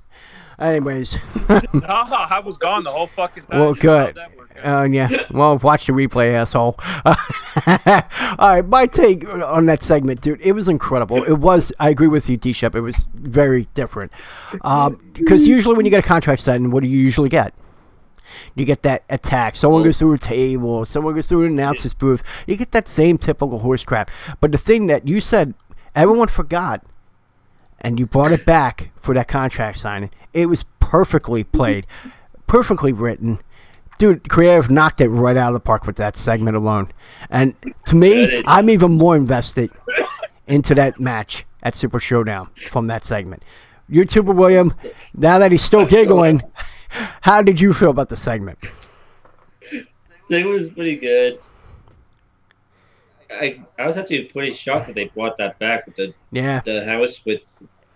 When I saw that Joe was at the house, it reminded me of the Randy Orton Triple H one. Mm-hmm. When Triple H went into Randy's house. That's what that segment reminded me of. Oh, yeah, you always had that. You had Stone Cold with Brian Pillman in '97, which had him kicked off the air for a few minutes, believe it or not, on USA, because he showed a gun. And boy, did they got to take it. They had to apologize. The show was literally off the air for 5 minutes. I remember watching that live. That was 21 years ago. Oh, yeah, God. By the way, that shit was nuts. You remember that? For people... That, like, the back of my... I could almost reenact that whole segment. That was probably the most shocking segment in the whole Attitude Era. Yeah, by far. and for the younger audience that are listening to this later on iTunes and other platforms, Stitcher. That shit was gnarly, man. The segment we're referring to is when it was during the storyline with Stone Cold Steve Austin and Brian Pillman. Brian Pillman has since passed around that time, too. And his son is actually with MLW right now, just as talented as his father. But in the segment, Stone Cold broke into Brian Pillman's house, and Pillman busts out a gun. And they go to commercial. Next thing you know, they're off the air for like 5 minutes. And I'm wondering what the hell they're doing. It was a commercial after commercial. Then show promo, commercial. I'm thinking in my head at the time, what the hell is going on? Obviously, there's a technical issue. Only to find out, you found out later, years later, that they were taken off the air. They almost said, you're done. From that segment alone, and it's crazy to think about. So for people that don't know, I don't know exactly when it was. It was early summer of '97 because Brian Pillman passed in September of '97. He passed away. I think that was in Well, you do know SummerSlam. the aftermath of that, right? What's that? Trying to remember. That's the main reason why they left USA the first time around and went to TNN Spike TV. What was it? Because of that segment. Oh, okay. I thought you meant. I'm sorry, I misinterpreted what you asked. Yeah, that was the reason. Yeah, because they were pretty pissed. But to me, I think it took it a little too far. It was later that year that they went to TNN, and then TNN became Spike. Yeah, and then they eventually went back to USA anyway. All right, so Doc in chat says, AJ Styles and Samoa Joe brings it TNA nostalgia. It shows through WWE what was good in TNA. The rivalries, the stories, how they could work together to create something entertaining. Perfectly said. Yes, I agree with you. Like the Broken Hardys. I mean, when you got these guys with incredible chemistry, obviously you know they have personal history with one another, and they brought that out. And reality imitates art. This is another case of it. They know each other personally, and he's attacking them personally, trying to throw him off the game, and with that, Samoa Joe trying to get the upper hand and capturing the WWE Championship. Love the story angle. Can't wait for the match. The only person that doesn't like it is Gedham Jones in the chat. He doesn't agree with this whole build-up. He just wants the match. Patience, my friend. Patience is golden. Patience, young guy. Okay. One quick thing, because we did kind of glance over this. Well, I got your take, D-Shep. YouTuber, how do you think about the ending when he just hits that doorbell and then it's done? That basically this episode on giant cliffhanger. What are they going to continue? What's going to happen this week on the go home to the Super Show? Yeah. I don't think they're going to show nothing after the doorbell thing. No, but here's the thing. And probably Samoa Joe probably signed the contract earlier in the day, or probably signed it earlier in the day, or when he got back after that whole house thing. Did Samoa Joe Ding Dong ditch him? Oh, dude, if he did the Flaming Poo, that would be awesome, too. Oh, my God. Can you imagine? That would be great. His He little would daughter. go down in history. He's Flaming Poo. And then his daughter's like, Mommy! And stomping on it, and then the wife comes down. Oh, my God. If they show any kind of camera work, they'll show him ring the doorbell again, and they won't show him walk away. You'll hear the doorbell, then the camera will cut, and then you'll see the door open. It'll be AJ's wife, and Samoa Joe won't be standing there. Well, And what you see is either the Ding Dong Ditch or the Flaming Toes. yeah. I think that's the most I've ever laughed. Dude, it was... It was gold, though. And the Ding Dong Ditch, I think, would be funny, but... It was a good segment, but I just want to see the match. Well, I do too, and I'm willing to wait, my friend. It's just like Christmas. I love Christmas. Can't wait to give the gift, but I can wait. The anticipation is great enough. But the thing I want to say about that ending, it kind of brought you back to the old days of the NWA, WWE, when they had weekly television, and a lot of times a match wouldn't end on time.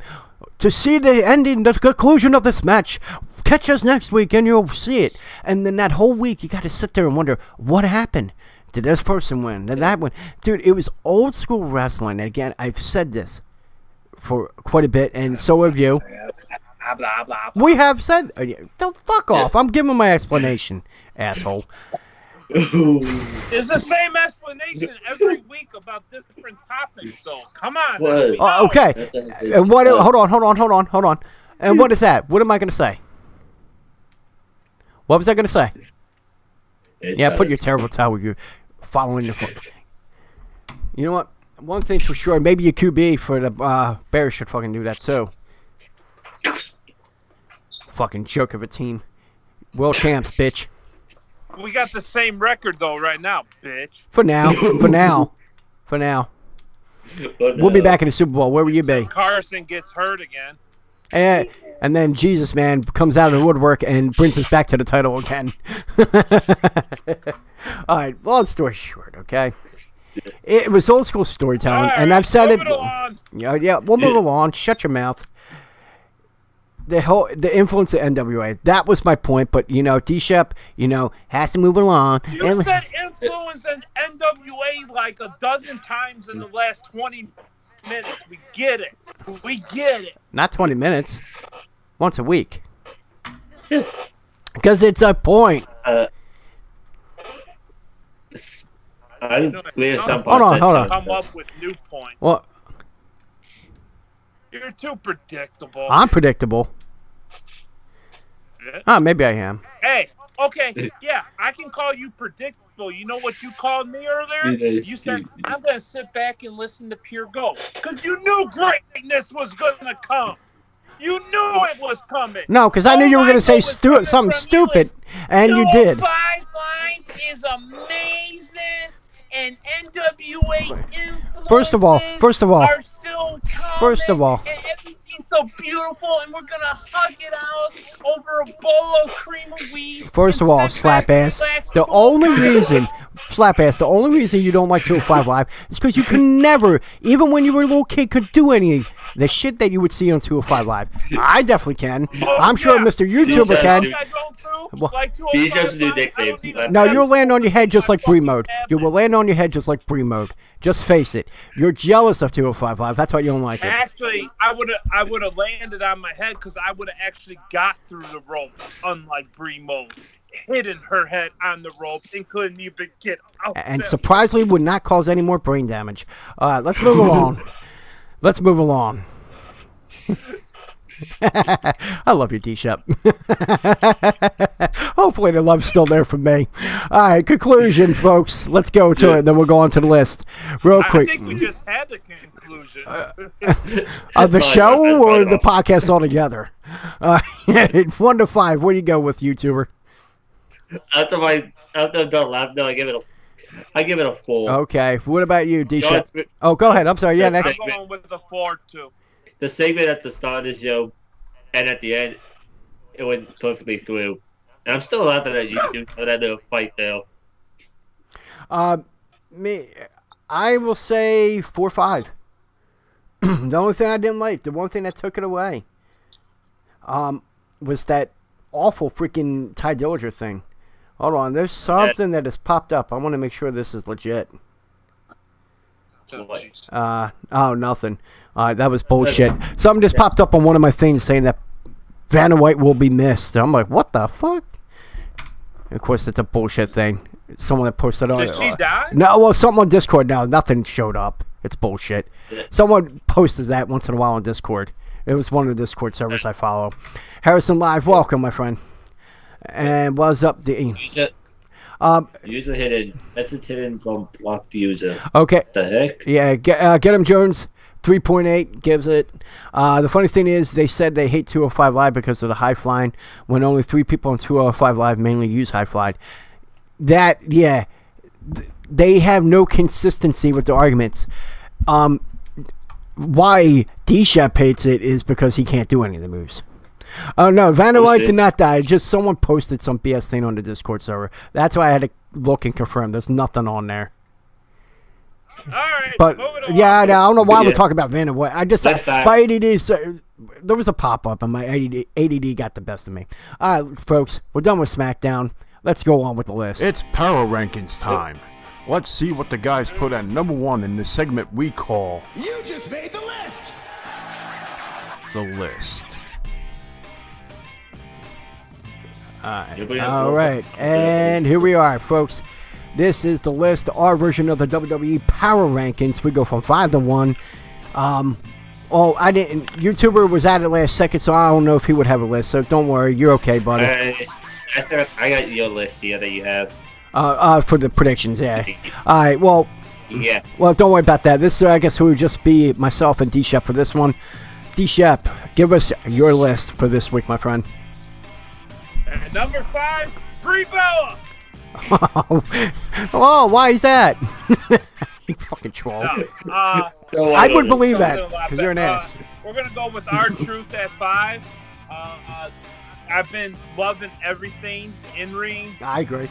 Segments, Perfect. everything from him right now. I gotta throw AOP at number 4 because finally we're here. It's coming. I'm excited. I got Ziggler Drew at number 3.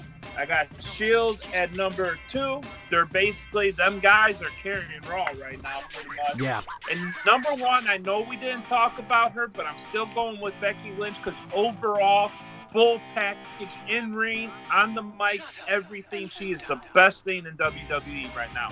And that's why we don't need to talk about her. She's consistent, she's beautiful, and she's a champ. So, and my friend, I'm with you on that, okay?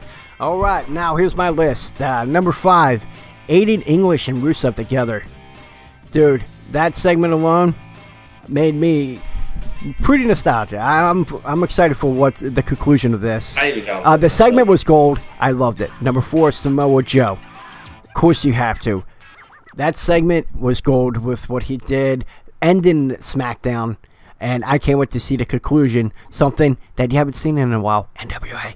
Yes, I brought that point out again, asshole. Number 3, The Shield. Of course, you got to go with the main guys, but they had a great 6-man tag match with AOP and the GM, Baron Corbin. They got the victory. They had a good storyline throughout the course of the show. They're number 3. Number 2 is your SmackDown Women's Champion, Becky Lynch. Yes, I agree with you. Everything she does is gold. With that segment with Charlotte, she was doing the photos. Becky Lynch attacked her. And then at the end says, take a picture of the champ. Gold. Just gold. Everything she's doing, knocking it out of the park. Mark McGuire style, baby. Yes, 1998 reference. And finally, at number 1 this week is the Raw Tag Team Champions, Dolph Ziggler, Drew McIntyre. There's nothing they can do and fail. Well, go home. I actually came up with the list at the last minute. All right, go ahead. Go. Some of your things that are the same as mine, but I actually have a number 6 on there. I actually have 6. Oh, you got 6. My list. Oh, what do you got? Yeah, number 6, just to piss D-Chef off, Brie Bella. Oh, just to piss him off. Yeah, because he went ham during that statement. That's why she's at number 6. Do not want to hear that statement again. Number 5 would have to be the Aiden English and Rusev with that giant pipe bomb that was dropped, which is pretty good. Yeah. Number 4 would have to be Braun Strowman, Drew McIntyre, and Ziggler. But they didn't do much on Raw, but them just being there, just like keeping the feud going between them and the Shield, made them all good. Number 3, of course, the Shield. Mm-hmm. Number 2, AOP. The reason I put AOP at number 2, they put on a hell of a main event match. Yeah. They didn't win, but hey, they put on a hell of a classic match. Yeah, maybe. And number 1, Becky Lynch. All right, nice list. You know what? I feel bad that I did not put AOP on that list, but considering what Aiden English and Rusev Day did, considering what Samoa Joe, this is my defense, but I mean, you all had a pretty good list too. I can't argue them. But I think we're all in agreement that Becky Lynch is on fire. Ziggler and McIntyre, they're on fire. So you're gonna her hair is the color. Yeah, pretty much. But you're going to consistently see them, as long as they're on TV, you're going to see them on that list because everything they're doing is just gold. All right. Now that we're done with the list, we're going to go with the final segment of the night, and that is we're going to do our picks for Super Showdown. Of course, that when next week's show comes, the next time we go live, the show will already have happened. So we're just going to give our predictions tonight. I do have the other guys, but I guess we'll go with that next week when we cover the results of the show. You can probably get I can probably get Mad List results for you. when he's done moving. I can probably. Oh no, I already have it. I have it. It just, I told him we'll just explain. We'll tell him and of course our buddy Electrofly. Yeah, he couldn't make it on tonight, so we'll allow them to give their. Well, we have their predictions. We'll pretty much reveal them next week when we go over the review. All right, first match: AJ Styles, Samoa Joe. Well, I have Styles. Styles. All right, and it's a non-sanctioned match, basically. Well, here's my thing. If you could allow me for a second, I'm sorry. You know what's going to really pretty much tell you who's going to win that WWE title match? Is the winner of Daniel Bryan and Miz. If Miz wins, you know who he's going to face. Styles. If Bryan wins, who's he going to face? Samoa Joe. Yeah. So, true. You gotta, at some point, they got to let Samoa Joe win a big match. Yeah. They do, but I don't think it's here. Well, that's why I'm just saying. Just you got to keep an eye on that, though. When you're watching that, if that's before, they might do. What's that? They might do like I would think it might be Samoa Joe versus Daniel Bryan if Samoa Joe wins it. We never got to see the true finale between Styles and Daniel Bryan. Those two actually had a match. We never had a clean winner between those two because the only time that those two faced off, it ended in disqualification. Well, so you could actually see the Yes Lock versus the Calf Crusher. Yeah, that match I could see. That would be awesome to see, definitely. All right, well, let's go along with the predictions because we're getting pretty long here. The second match on the card, of course, will probably be the co-main event, if not the main event. Triple H, Undertaker, end of an era. What are your predictions? We'll start with you, YouTuber. I hate to go against my mother, but I'm going to have to go to Triple H. All right. My mother's a dead man favorite. All right. Taker. I did put Triple H, but I thought about it. Can I call an audible here? And it's documented. I'm going to go with Undertaker. I'm going to switch it up, and I'll tell you why. When he loses, it's going to be HBK. Moving along. You got the Shield versus Dogs of War, I guess you call it. Strowman, Ziggler, McIntyre. All right, let's start with you, D-Shep. Who do you got for that match? Strowman, Ziggler, McIntyre. All right. With nobody turning. All right. Who do you got, YouTuber William? I got the Shield. I got the Shield going to the show these hands. That's the tag name I came up with: Dolph Ziggler, Braun Strowman, and Drew McIntyre. Yeah, I'm going with the Shield because, again, this is all about getting Roman over, and this is just another thing that will fail completely. If they would just turn this fucking guy heel, let him develop as a heel, develop his character, and come back as a face. Sorry. Let's move along. Ronda Rousey against, well, D-Shep's favorite people, the Bella Twins, going up against Riot Squad. That's only if Liv can walk to the ring. I think this is the most safe prediction of the night. What's that? Ronda and Bella. Yeah, definitely. I'm with that. I mean, is there any chance in hell that Riot Squad would win this match? No. Not with what someone in chat said. The frog-faced woman that that has the WWE Women's title on Raw. I'd have to go with Ronda and the Bellas, but you have to. Yeah, I also want to see what Doc said in the chat. I would also want to see that match. Mm-hmm. What Doc said with the Undertaker versus Finn Balor, I can actually see that happening I want to see that at Mania. The Undertaker versus Demon Finn Balor. That match I'd want to see. Wow, actually, because someone in chat just said that too. That would be interesting, but I would want to see. I don't think it'd be a great match, to be honest with you. Undertaker can't move that quick, and Finn Balor's on all cylinders. Dude, no way he could keep up with him. Let's move along to the next match for the number one contendership for the WWE Championship, a future WWE Championship. Remember that. So we might not see this match at Survivor Series. This might be later. Yeah. It's that future WWE Championship match. And that is Daniel Bryan going up against The Miz. Who do you got, D-Shep? Daniel Bryan, but begrudgingly. All right. No problem. Who do you have? I'm gonna have to go with Miz because he's probably gonna have somewhere Maurice interfering or something. I'll probably have Maurice come and help him or something. I'm going with the Miz because again, if you gotta go with Styles, you have to go with Miz. If Joe wins, Miz is not facing him. It's just you know how they want to go back to this face heel. Yeah. It just wouldn't work logically if Joe and the Miz go at it, I could see Miz getting squashed in like 2 minutes. Yeah, and this is the sad part of this whole thing is that if you could already know the ending of the WWE Championship match pretty much. It would be surprising if they swerve us and actually go with heel and heel.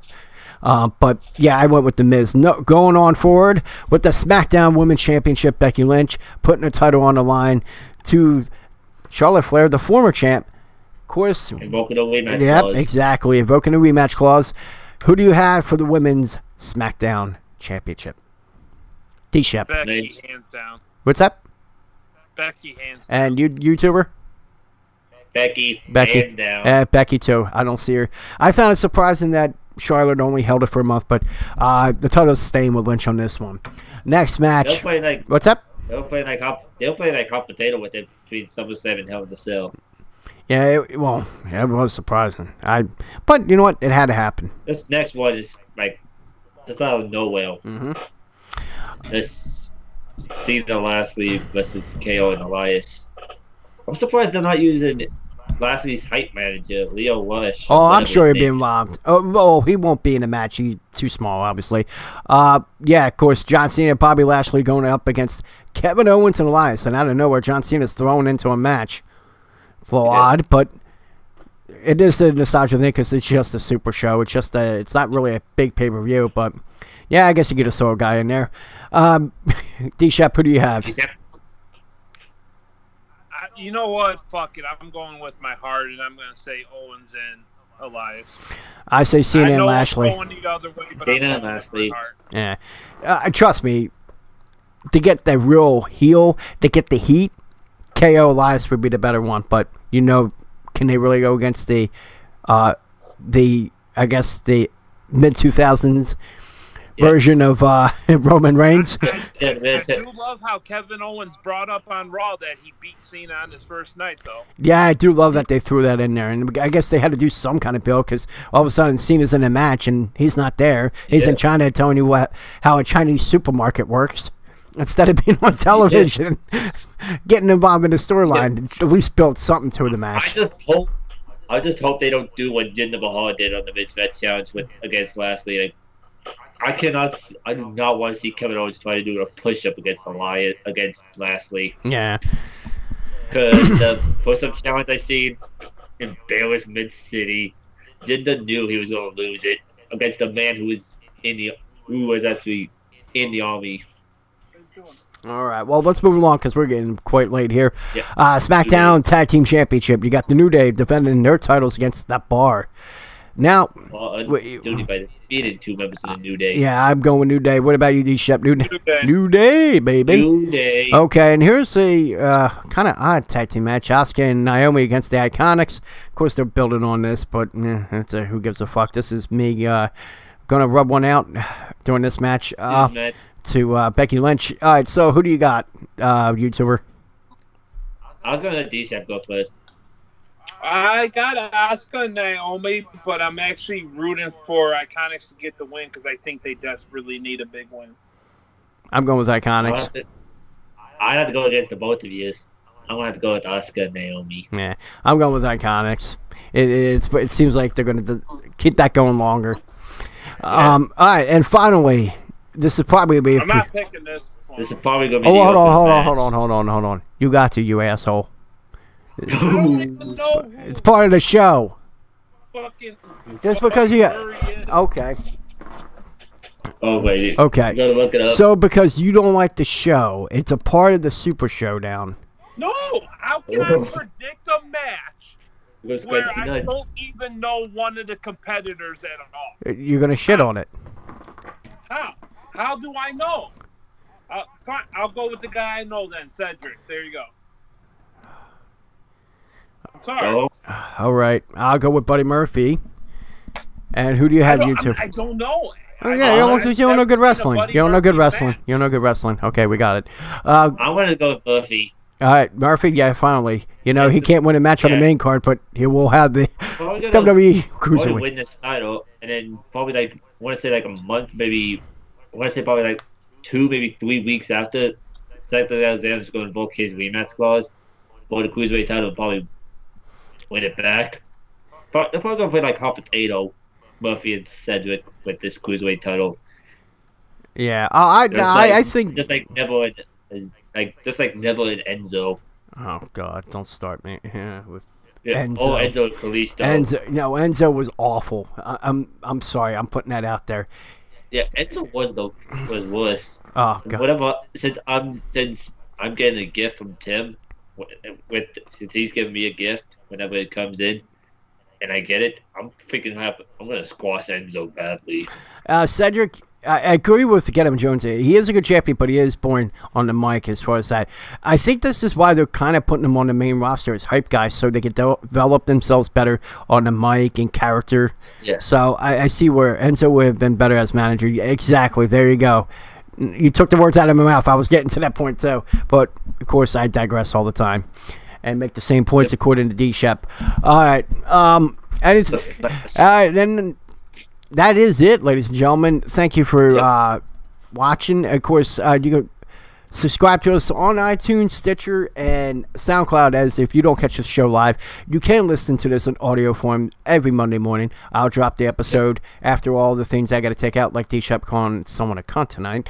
I will have to take that off the episode, so there's no no backlash. But of course, you could follow us on Twitter.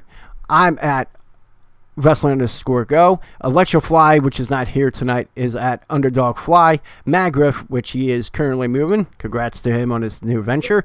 At Magriff86, and then D-Shep at D-Shep1979. And with us tonight, and thank you so much for coming on the show, YouTuber William. Make sure you follow him on Twitch.tv. You can drop that link if you want, sir, because you are now a moderator.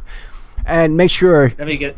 Yeah, because I'm still on my path to affiliation, and I will be back Monday because this past week I was only able to stream on Wednesday because somebody's been spending a few nights over here at my place. Oh, okay. For no reason. All right, no problem. But let me get it into the chat. I gotta run a few videos. I still gotta get my Monday video off the PS4 I use. And there you go. All right, for the people in chat, you see right there, Twitch.tv/YouTuber William. Make sure you give him a follow. Great Twitch streamer, and he plays one of my favorite games, Grand Theft Auto 5. So I have to say that. And gotta say this soon. In probably a week, maybe 2 weeks, I'll be playing 2K18 as gifted from Mr. Timmy Big Guns. He's giving me his copy of 2K18. Oh, awesome! All right, and then you'll get to see that too. I've been busting my ass off them for 3 years, 3+ years. I've been busting my butt off with them. Oh, hold on. We got some breaking news. Has Lana been staying with you, YouTuber? Is that why you're being a little vague with who was staying over there? And this old fuck just passed out on us. Hold on. I'm sorry. This old fuck just passed out on us. All right, let's just end it. Wait, Cedric Alexander, I swear. All right, we're out of here. Thank you for tuning in, everyone. And we'll see you next week on the Go Home Wrestling Show. Let's go. Let's just end this. Later, everybody.